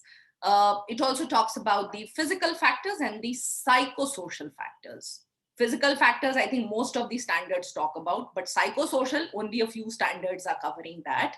So whether it's about the work-family balance, stress management, time management, values, work satisfaction, rewarding people, a role clarity, all of that, and supervisor support, head support, all that comes under the psychosocial factors. Appropriate learning resources. There are a lot of learning resources, IT enabled and non-IT enabled also. There are some tangible and intangible assets that are being used as the learning resources. So make sure they are all appropriate. They are reviewed from time to time for their suitability and adequacy, right? Then make people aware on your policies, your strategies, your objectives, and their contribution in the organization. So as a teacher, what am I supposed to do in my organization? And if I don't do my task properly, then what could be the impact on the system? I need to be aware. Everybody needs to be aware. And I feel really astonished when I go to the institutions to conduct an audit, or when my auditing team is going, we all have a similar experience. Most of your teaching and the non-teaching staff are not even aware of the different policies that are existing in your institution. So please pay a lot of emphasis on creating an awareness at all the levels. And the last one here says control of documented information. So, our schools, colleges, universities, they have a dearth of information, huge amount of information and documents and records they have. But how to control it? How do they review it? How do they revise it? How do they retain it? How frequently are they able to retrieve it? I think all that is somewhere missing in the educational institution. So with this standard, they will be able to strengthen this particular process. Clause 8 is, I would say, the heart of the standard. It's the most important clause, which is about operations, where we are talking about the entire value chain of learning, where we are saying, where the standard is saying that the learning outcomes need to be well defined, whether it's in terms of the knowledge, skills, attitudes. Are you providing any linkages to the workplace opportunities? So most of the higher education institutes are doing that. And again, as the previous speakers also mentioned, that the industry academia partnership needs to be ensured. So the standard is already covering that industry academia partnership. The standard is covering the need analysis and the learning abilities. Every staff member should know what my learners' learning abilities are. Your pedagogies need to be designed in a way to cater to the needs of all the diverse learners. There's a saying, a student says, if I don't understand the way you teach me, please teach me the way I understand. So this is what the essence of the standard is. Please do know all your students well. Design the IDPs, individual learning plans for them. One lesson plan would not work for all 40 students in your class, right? One worksheet would not work for all 50 students in your class. Health and safety requirements, design and development of the curriculum. Now, most of the organizations, they would tell you, we follow CBSE curriculum, we follow this university. So as it is, we use their curriculum, we don't design and develop. Whereas there is so much that your staff is doing. There is so much of innovation that's happening on a day-to-day basis. So here, how do you get those inputs to design your curriculum? How do you control your curriculum? And also whether your learning outcomes are mapped with the learning activities and the learning assessment. So if you are designing the examination paper, if you're designing your assessment tool, is your assessment tool developed and designed based on a blueprint that is already mapped with the learning outcomes that you intend to achieve in the classroom through your lessons? That connection needs to be established. And that is where it's entirely different from ISO 9001. So here, it's very, very important. What are you trying to achieve in the classroom? Are you going to achieve it? What are the skills and attitudes that you are intending to develop in your students? And what are the learning outcomes that you are aspiring to achieve? Okay, so it's talking about the formative assessments, it's talking about the summative assessments and mapping the learning outcomes. Then this one is, I think, a common one, which everybody can relate with. It's about the external providers. So how you evaluate them, how you select them, have that process in place. Your admission process needs to be strengthened. What are the prerequisites? What are the expectations from the learners? What are the expectations? If you're a school, how much involvement do you expect from a parent? I have seen so many educational organizations who would at time of admission not say anything, but then later you expect so much from the parents and the guardians. So please make your expectations very clearly set out in all your prospects, your prospectus, your admission brochure, or your website. So make it publicly available, your admission criteria and all, right? Okay, I think I can close on. Sorry? Request, don't have to rush, you take your time, no problem. Oh, really? Yeah, you can. Please go ahead. Don't rush, because we want you to give them the best of it actually in today's session. You are covering most of our presentation also, so please go ahead. Okay, wonderful. Please go ahead and do it. All right, thank you so much. I was just worried about the participants. And please don't rush through, because everybody is staying tuned to the session. So let us give them the best of it. Actually. Perfect. Thank you. So then comes clause 9. So clause 8 is quite an elaborate clause, and it takes me, if I'm conducting a training, it takes me 2 days to cover clause 8. So we can have again a specific session on clause 8. Clause 9 is a PDCA. If you all remember, refer to the check part. We are on the check part now. So once you've implemented your system, now is the time to check your own performance. Do it through the internal audits. Do it through data analysis, data evaluation. Do it through your complaint handling, appeal handling system, and a transparent evaluation report, right? You have already identified your risks and opportunities. Bring it here now. Now see whatever you had planned, have you been able to achieve it? Your management review meeting is not a very simple thing. It is not something that you just sit with the chairman of the institution and you discuss on a few points. So we are doing ISO.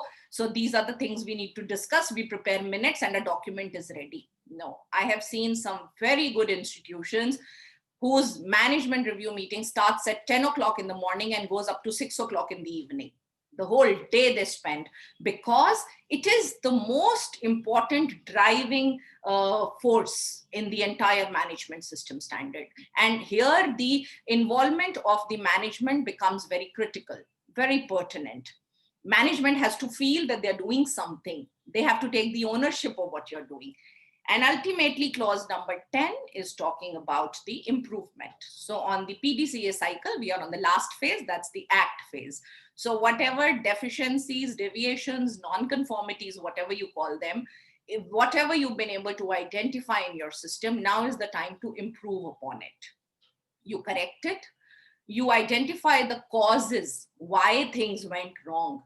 Once you've gone to the root cause of it, take the corrective action so that you can improve it next time. So it's a continuous cycle of process improvement, right? You continuously go on innovating. A lot of brainstorming is needed. A lot of reorganization is needed. And once you have put your processes in place, it does not mean whatever you've written in your process, you have to stick to it for the next 2 years. Even every 6 months, you can review and change your processes. But you have to learn from your own mistakes. You have to make mistakes. You have to learn from it and every time make a new mistake, right? Please don't repeat your mistakes. That is what the standard says. So the continual improvement, the entire continual improvement can be achieved through the main drivers that are the internal audits, management review meetings, corrective actions, and lastly, data analysis and evaluation. Data analysis, as I mentioned earlier also, is the most important aspect here. Please, even a small decision like, for example, you want to change the timings of your institution. You want to reorganize your infrastructure saying, okay, this class goes upstairs, this class comes downstairs. So every single decision you have to take based on the data and the evidences. Why are you doing it? What impact will this decision have? I'll share a quick, interesting story with you all. So the CEO of a university, he wanted to appoint the HR head of the university, okay? He was looking for a suitable person and he interviewed a lot of people. And finally, after a month's wait, he finally got a person who was highly competent. Now, the CEO wanted to give him the appointment letter. So he said, before I give you this letter, let me take you out for lunch. Both of them went out for lunch to a restaurant. They ordered food. The first thing that was served on the table was a bowl of soup. So both of them were served a bowl of soup. And this newly appointed HR head, he just dragged the bowl of soup and added the salt and pepper that was already kept on the table. And then he started having his soup. The CEO was watching him. He didn't say anything. They finished their lunch, and while they were going back, the CEO was supposed to hand over the letter to him, but he did not. He said, we'll send it to you later. And it got over. He came back. The vice chairman of the school, he said, why didn't you give him the letter? He was the most suitable person. The chairman said, you know, when he started having his soup, without even tasting it, he added salt and pepper, just assuming that it would be less. So a person who can take this small decision without checking the facts, tomorrow he will take all big decisions in my institution without checking the facts.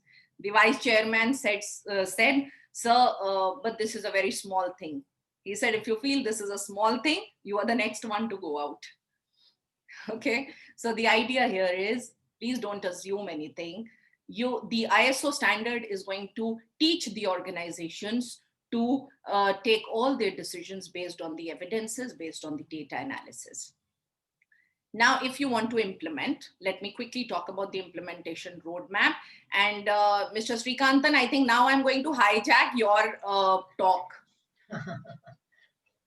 Okay, go ahead. No problem. Please continue, please continue. Okay. But please ensure that this is a role of consultant. Yeah.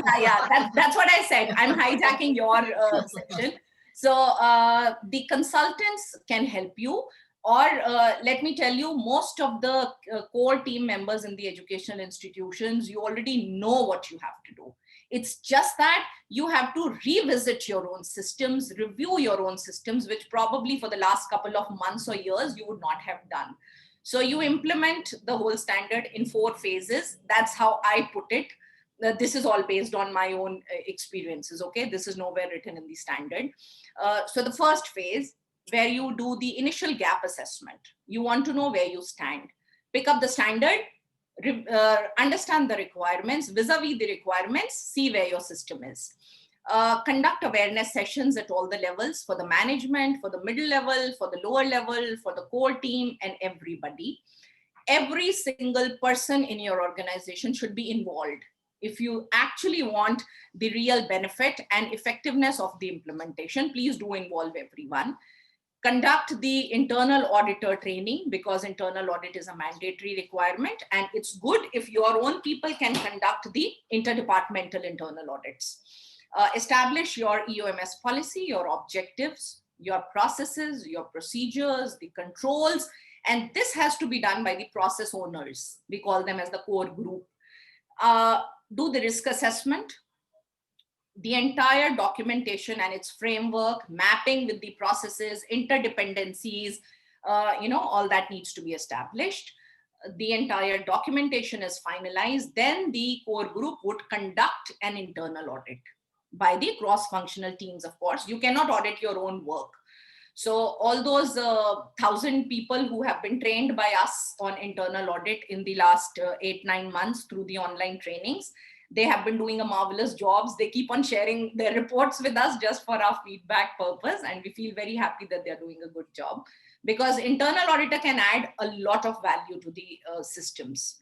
We as external auditors spend only some time with the organization, very limited time we would spend, but an internal auditor is going to do a great task. Conduct your management reviews, check your systems before we visit you, the third party visits you. We conduct our audit in 2 stages, stage 1 and stage 2. And then based on the adequacy of your system and the compliances and closures of the non-conformities, we issue you the certificate. Once we've issued you the certificate, it is valid for 3 years. So that's our certification process, where you begin with submitting your application. If you want, we can conduct a pre-audit for you, but that's an optional activity. Then we conduct stage 1 and stage 2, and finally you are awarded the certificate. That's the 5th stage.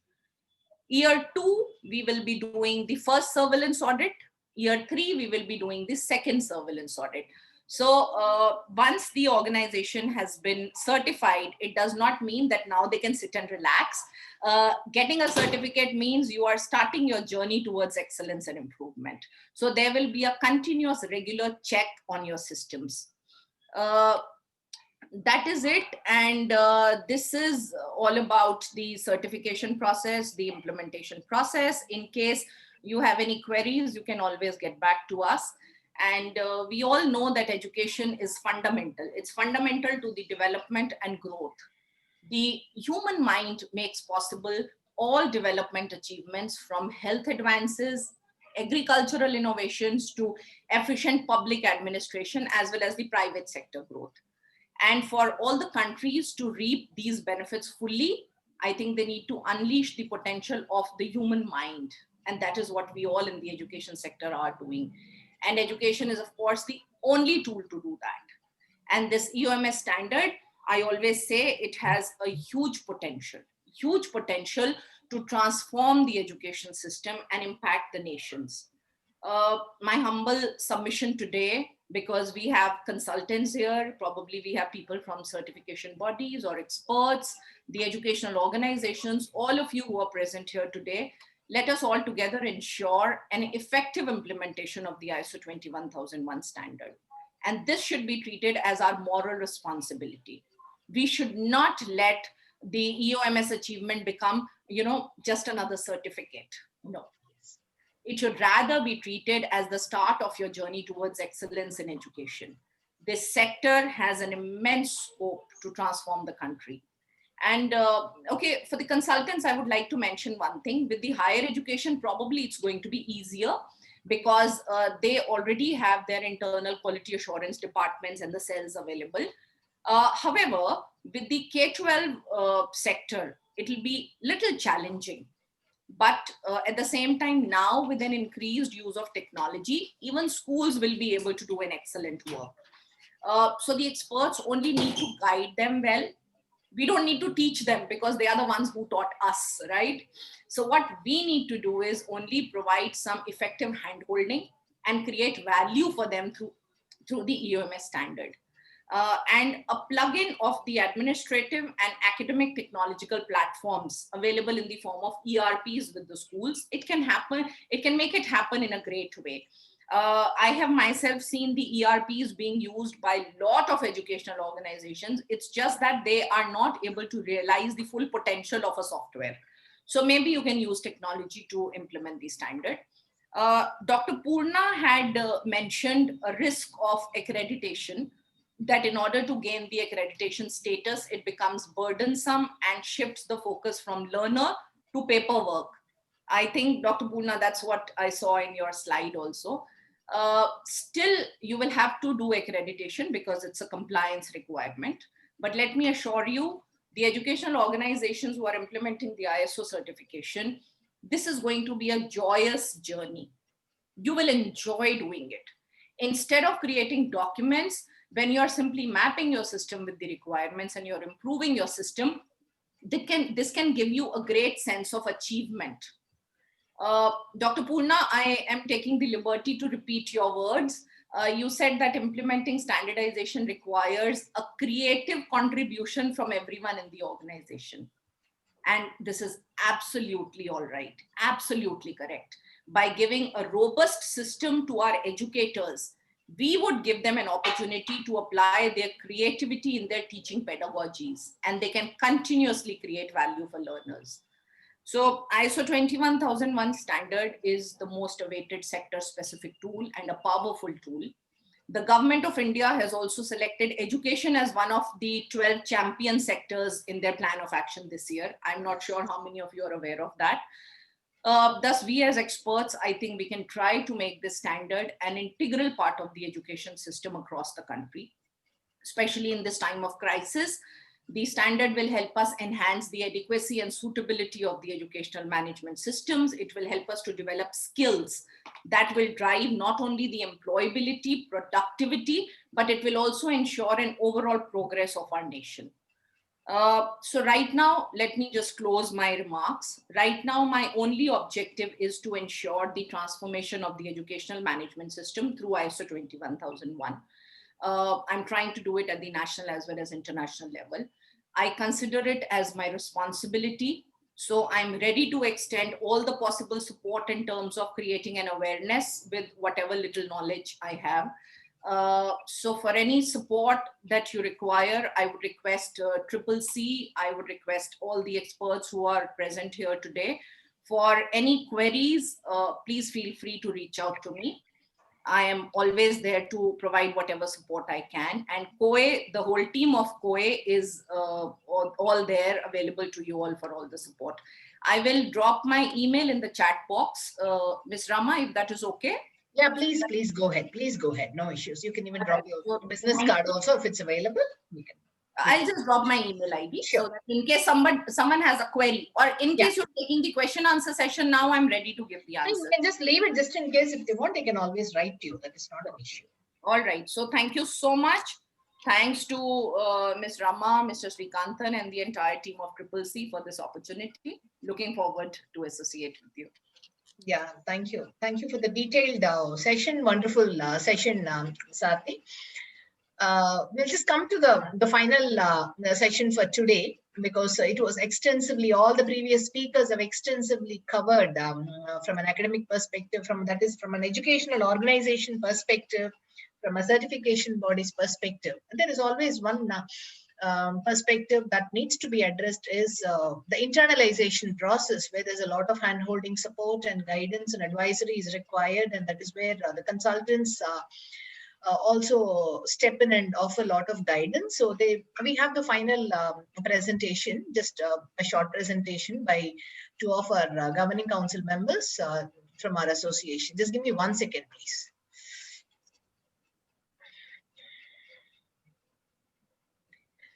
Yes. So the final session is actually, there is a takeoff journey. If there's an institution, the educational organization planning to start its journey to implement this management systems, there is a takeoff journey. And once you reach, attain your goal, and then sustaining that momentum also matters. So this last takeoff and sustainability part of it will be addressed by Mr. Srikantan and Mr. Giridharan. Just 1 second. Just give me 1 second, please.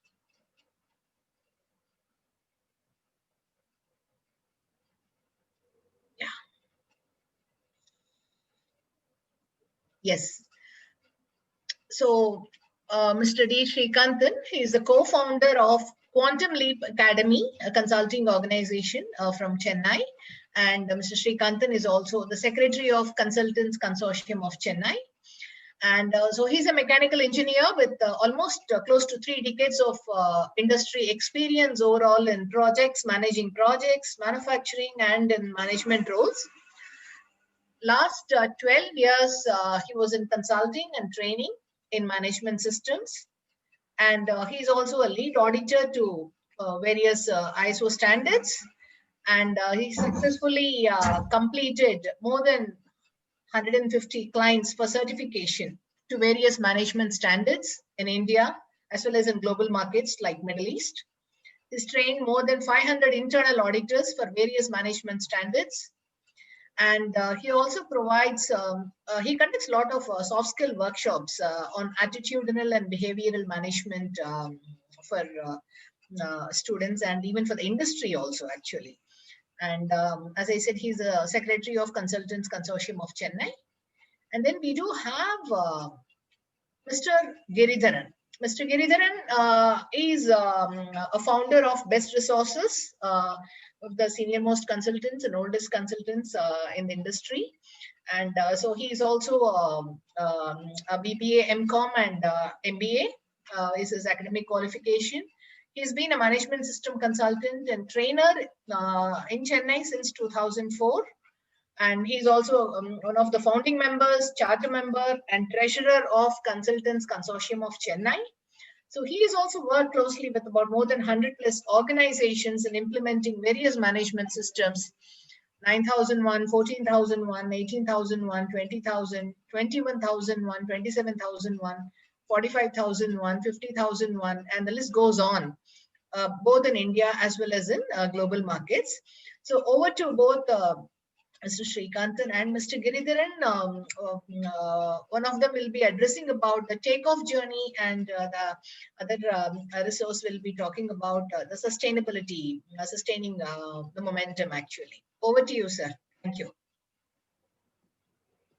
Okay, thank you, ma'am. This is Srikantan from CCC. Now, the stress is now transferred from 2 to 1 to Aarti. Now it is 3 to 1 score. So the stress levels are very high. And I really thank CCC for this opportunity. I think the 3 key speakers have already put in and explained in depth about the various perspective of this standard. Purna ma'am has already highlighted the challenges that are faced with the current industrial scenario and the educational system. And Dr. Sendil has already spoken about the implementation part, which is the ISO 21001 implementation in his institute. And Aarti has done most of our part also, including the certification process. So, but I have a small role to play. So let me talk, not take much time, because already we are overshooting the time by more than 20 minutes. So time management is also important. So as we see, this industry education is for the institute.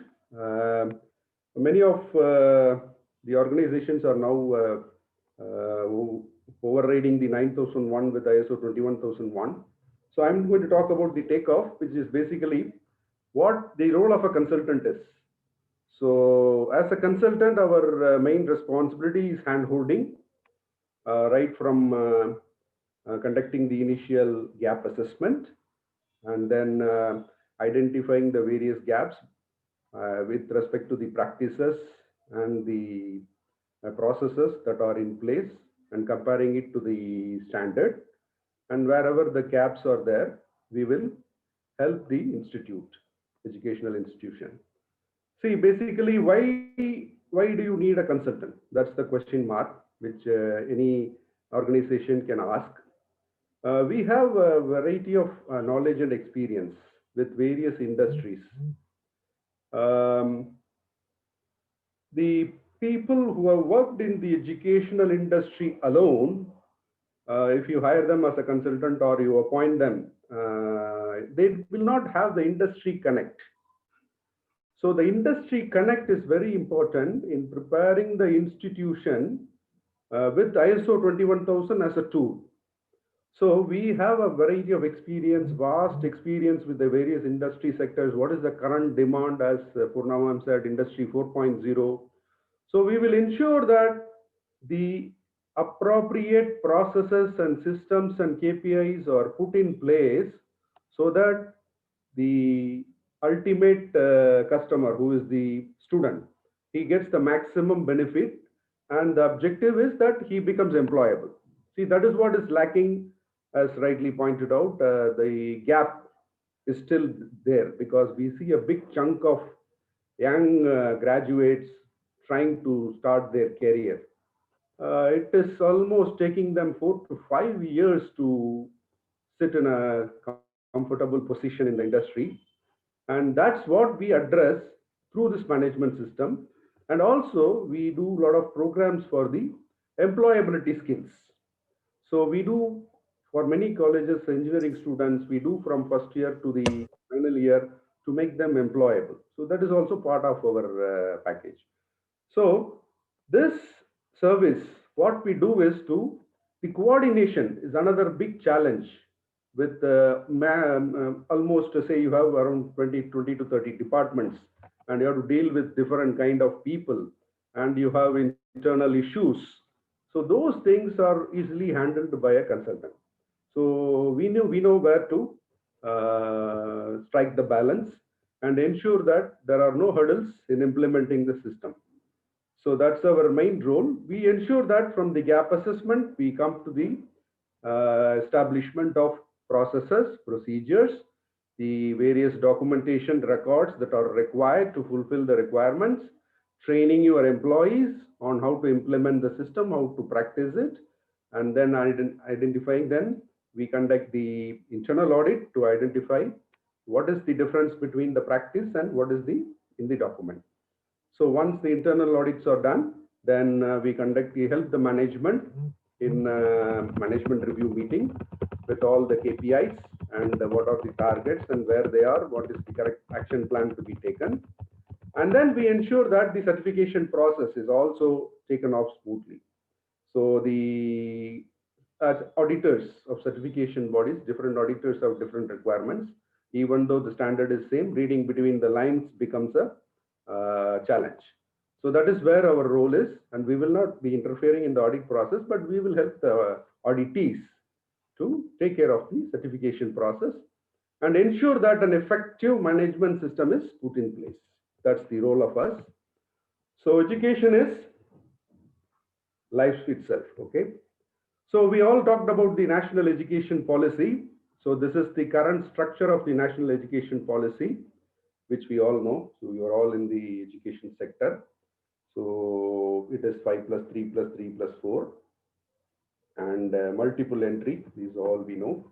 So we have various accreditation board, National Assessment Accreditation Act. Then we have NBA, correct? So then you have the UGC, you have various accreditation process.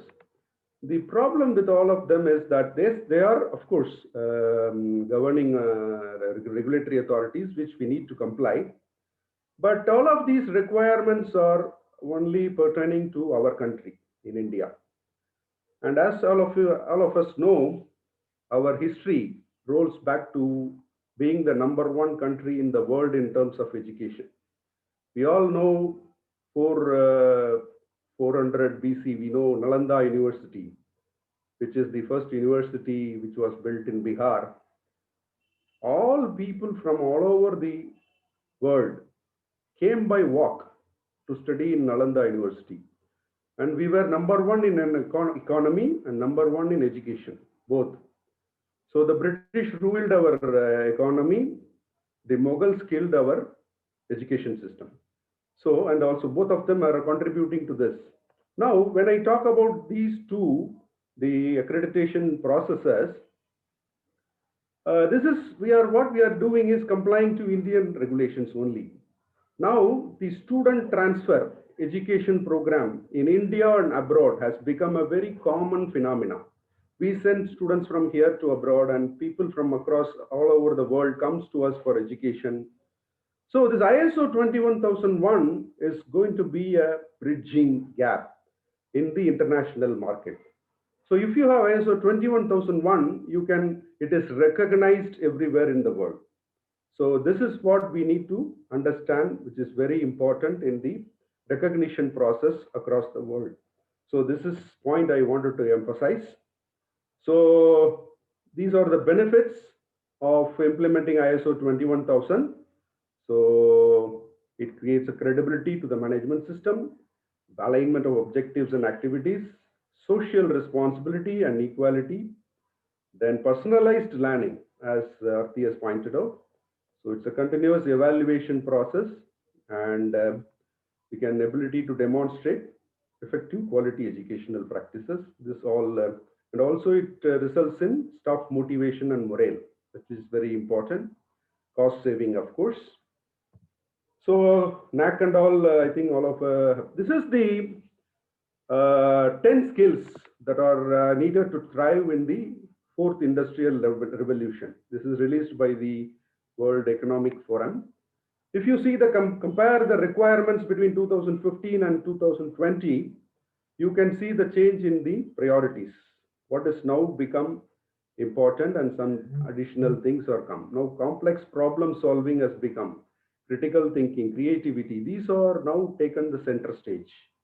This is the #1, #2 requirement now for any student who comes out from the colleges. So people management, coordinating with others, then emotional intelligence. This was not talked about earlier. So emotional intelligence, balance has become a very important requirement. Then decision making, then service orientation, negotiation skill, then cognitive flexibility. These are what is the current industry needs, which NEP focuses very much. And this ISO 21000 gives a lot of priority on all these requirements. And we ensure that these systems are put in place and the results are achieved in every institution.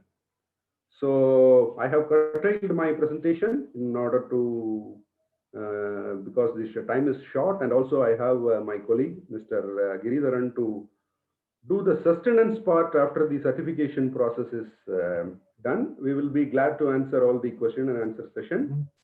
Over to you, Giri sir.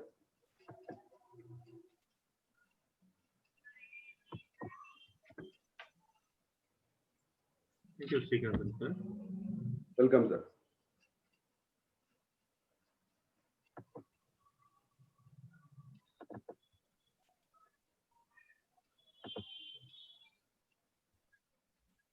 Good evening to all of you. Am I audible? Yes, sir. Okay. Yes, please. So the last part of the day, I am not going to take much of your time, but all these, whatever the points I am going to share is from the practical experience of whatever I learned. Rama ma'am has introduced me. In any new learning, say for example, guitar learning, weight loss, language learning, fluency development, whatever may be, you are going for a new learning, sustained effort is the most important for the desired result. Obtaining certification ISO 21000 is a milestone, but not the destination. You must have a marathon effort in for the takeoff for the certification of ISO 21000. Yes, quite right. Of course, definitely it will be taking 6 months time to 8 months time in getting the certification, and you will feel exhausted, and you feel that yes, we got the certification and we can just relax. But I am sorry, after taking off, sustaining is most important. That is going to take off you further and achieve your goals. Unfortunately, many of the organizations are failing in sustaining their efforts. Based on my 21 years of experience in management system and 16 years of consultancy, I have seen many companies, many organizations fail in sustaining. So what are the points I'm going to share is based on my experience with many organizations, the service industry, manufacturing industry, education institutions. So various type of institutions, various type of organization, I have helped them in implementing the system. So based on my experience, I am sharing. The core point, what I'm going to suggest is the adult learning concept. So adults, normally we can believe that people above the age of 18, we are considering them as adults. So adult always having a resistance to learn, resistance to change. So a professor is around 35 years, 45, 40 years of age. Suddenly you are implementing an ISO 21000 system and you are asking him to go for a documentation, training and all things. Definitely there will be a resistance from their mind. So adult learning concept you understand and you incorporate this adult learning concept in your implementation for a second. Some 4 important points are there for adult learning. Adults learn better from the experience. Even if they make mistakes, don't worry. From the mistake, they will learn what is the correct way. Then adults have a practical approach and must be able to apply their learning to solve a specific problem. Instead of teaching them theory, make them to understand the concept by a practical approach. Adults are most interested in learning things that have immediate relevance and benefit. If there is something benefit for them, yes, definitely they will be involving them and they will understand the thing. And adults need to be involved in the planning and evaluation of their instruction. So don't take them as for only for implementation. Right from the planning stage onwards, involve them. So these are the 4 points I have taken for adult planning. And from the adult planning, what are the various tips I am suggesting? Tip number 1, system implementation is not a monsoon activity. Unfortunately, in many organizations, system implementation is a monsoon activity. The system has to be integrated with the day-to-day activities of the organization. That is the key and fundamental. The consultants plays a major role here in taking the things as a day-to-day activity. They will ensure the member of the organization to understand and to practice the requirement on a routine basis. So there will not be a much burden for them in understanding the requirement. Then make the implementer as a mentor for the upcoming new member. That is again more important. Somebody showing bright and achieve a good amount of implementation, make them as a moderator or a mentor for the new coming person. This will make them to understand the standard and system requirements in a more better way. They will go and learn again and again. So automatically they will equip them and they will guide the upcoming youngsters in a better way. It will also make them to be proud of their work. Once they feel proud, automatically they will sustain their efforts. Continuous learning, tip number 3. Though the standard is changed once in 5 to 7 years time, the understanding and interpretation of the standard will improve on every learning. So on every session you are attending, you will be getting a new insight to the standard requirement. So see that at least once in 6 months time, conduct a workshop method, do it and learn method, not a classroom method. Make the people to understand the standard requirements. So for example, understanding the needs and requirement of interested parties. Make them in a group, give an exercise, ask them to identify who are the interested parties of an educational organization and what would be their requirement, how this is going to be taken for a risk and opportunities. So in this way, you make them to work and learn. Data analysis and continual improvement activities. In Chennai, one school, we have provided a training to the teachers on the data analysis, especially on the process capability study. So teachers have to evaluate the answer sheet And with the process capability study, they have to give the report to the top management about their teaching process. So initially there was a lot of resistance, but the management clearly showed that hey, this is going to help you to improve your teaching process. In this way, the management guided them. The teachers are trained on the statistical techniques, and within a span of 6 months' time now, the teachers are providing the data analysis with the mark sheet and giving a lot of improvements on their teaching. So continuous learning again plays a major role. Read and understand the documentation. This is lacking everywhere. So the documentation is the backbone of the system of implementation. Make the implementer to read and understand the procedures, need for the records, etc. You could see in many organizations, they give a big file to you. So this is your department file and you please read it, you can understand the requirement. They will definitely, sir, I will understand, I will read it by this weekend. So the file will never move from their cupboard. It will be on the table for a long time.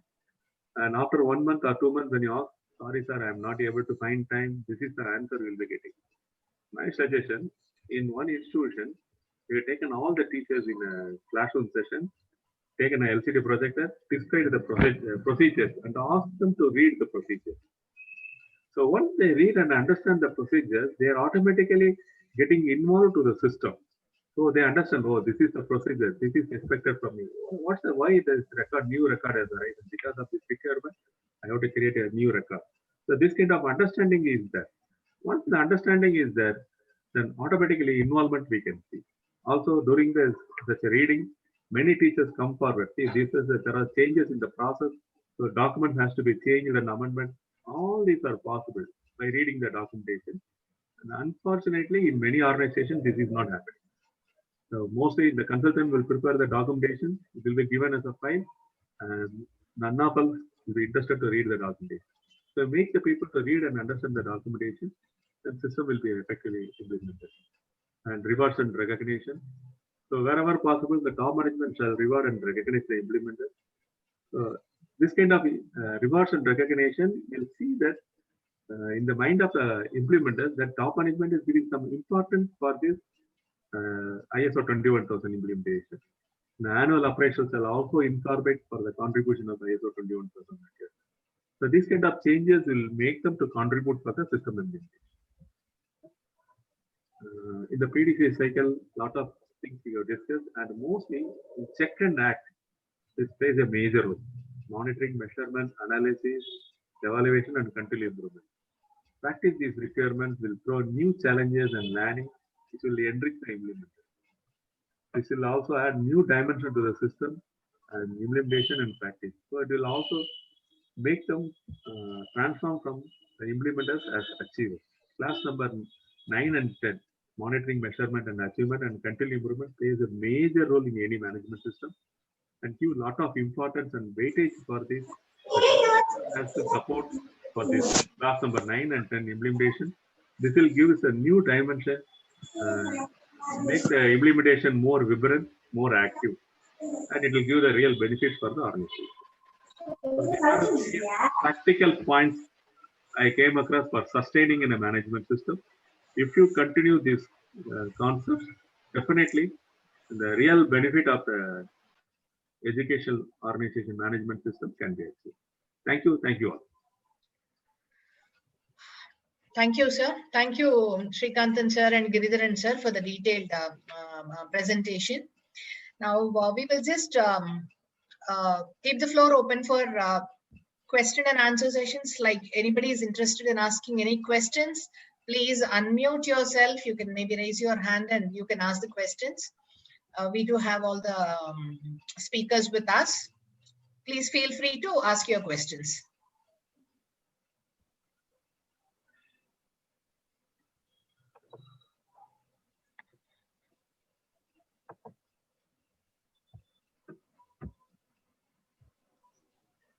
Any questions from the audience, please?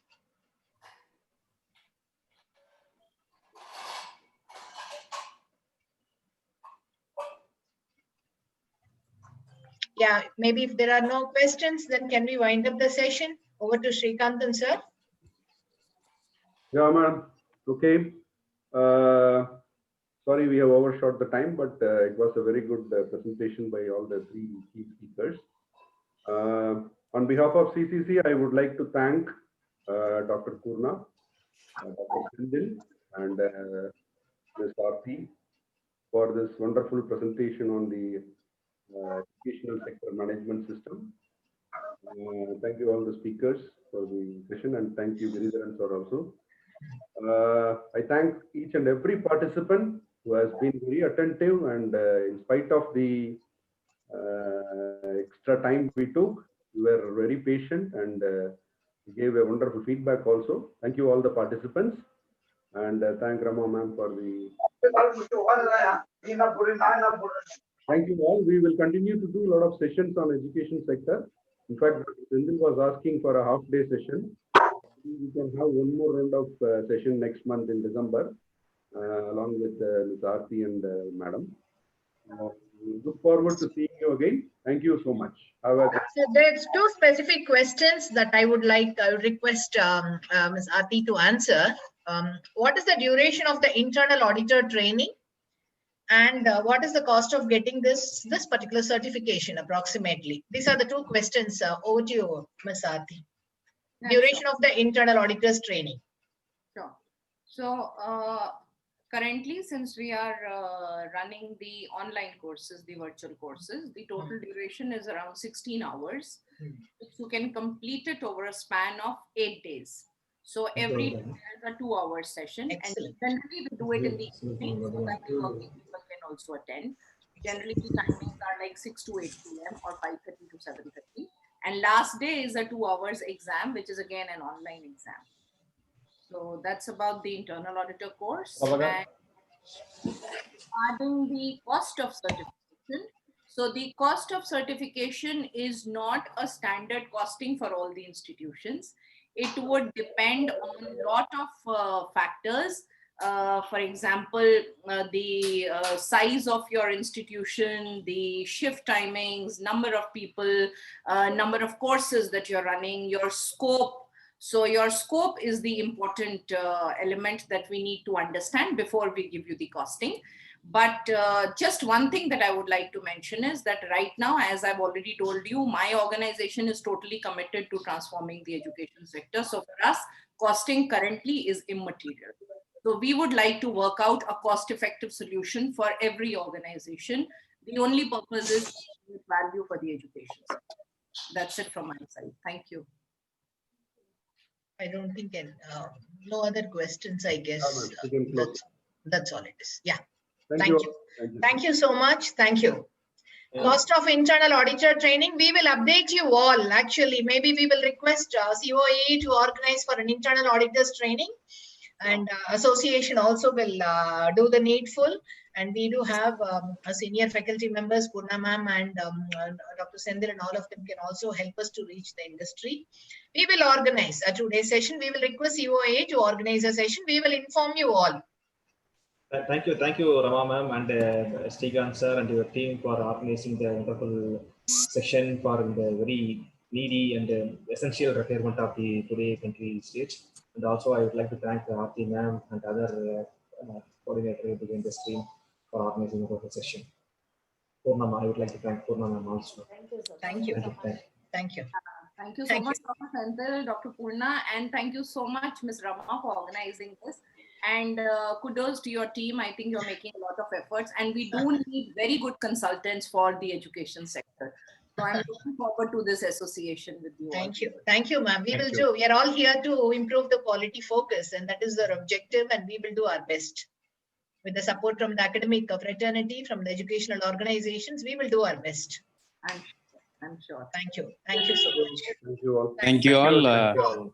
Thank you. Thank you all. I would like to request Aarti ma'am, if you could share your presentation. It is well and good for us. So is it okay to send an email to you? I'll share it with Ms. Rama, and you can circulate it. Yeah. We will circulate it to all, sir. We will do it, sir. No issues. Thank you. Thank you. So all the registered participants who have attended the session today, we will circulate it. No problem.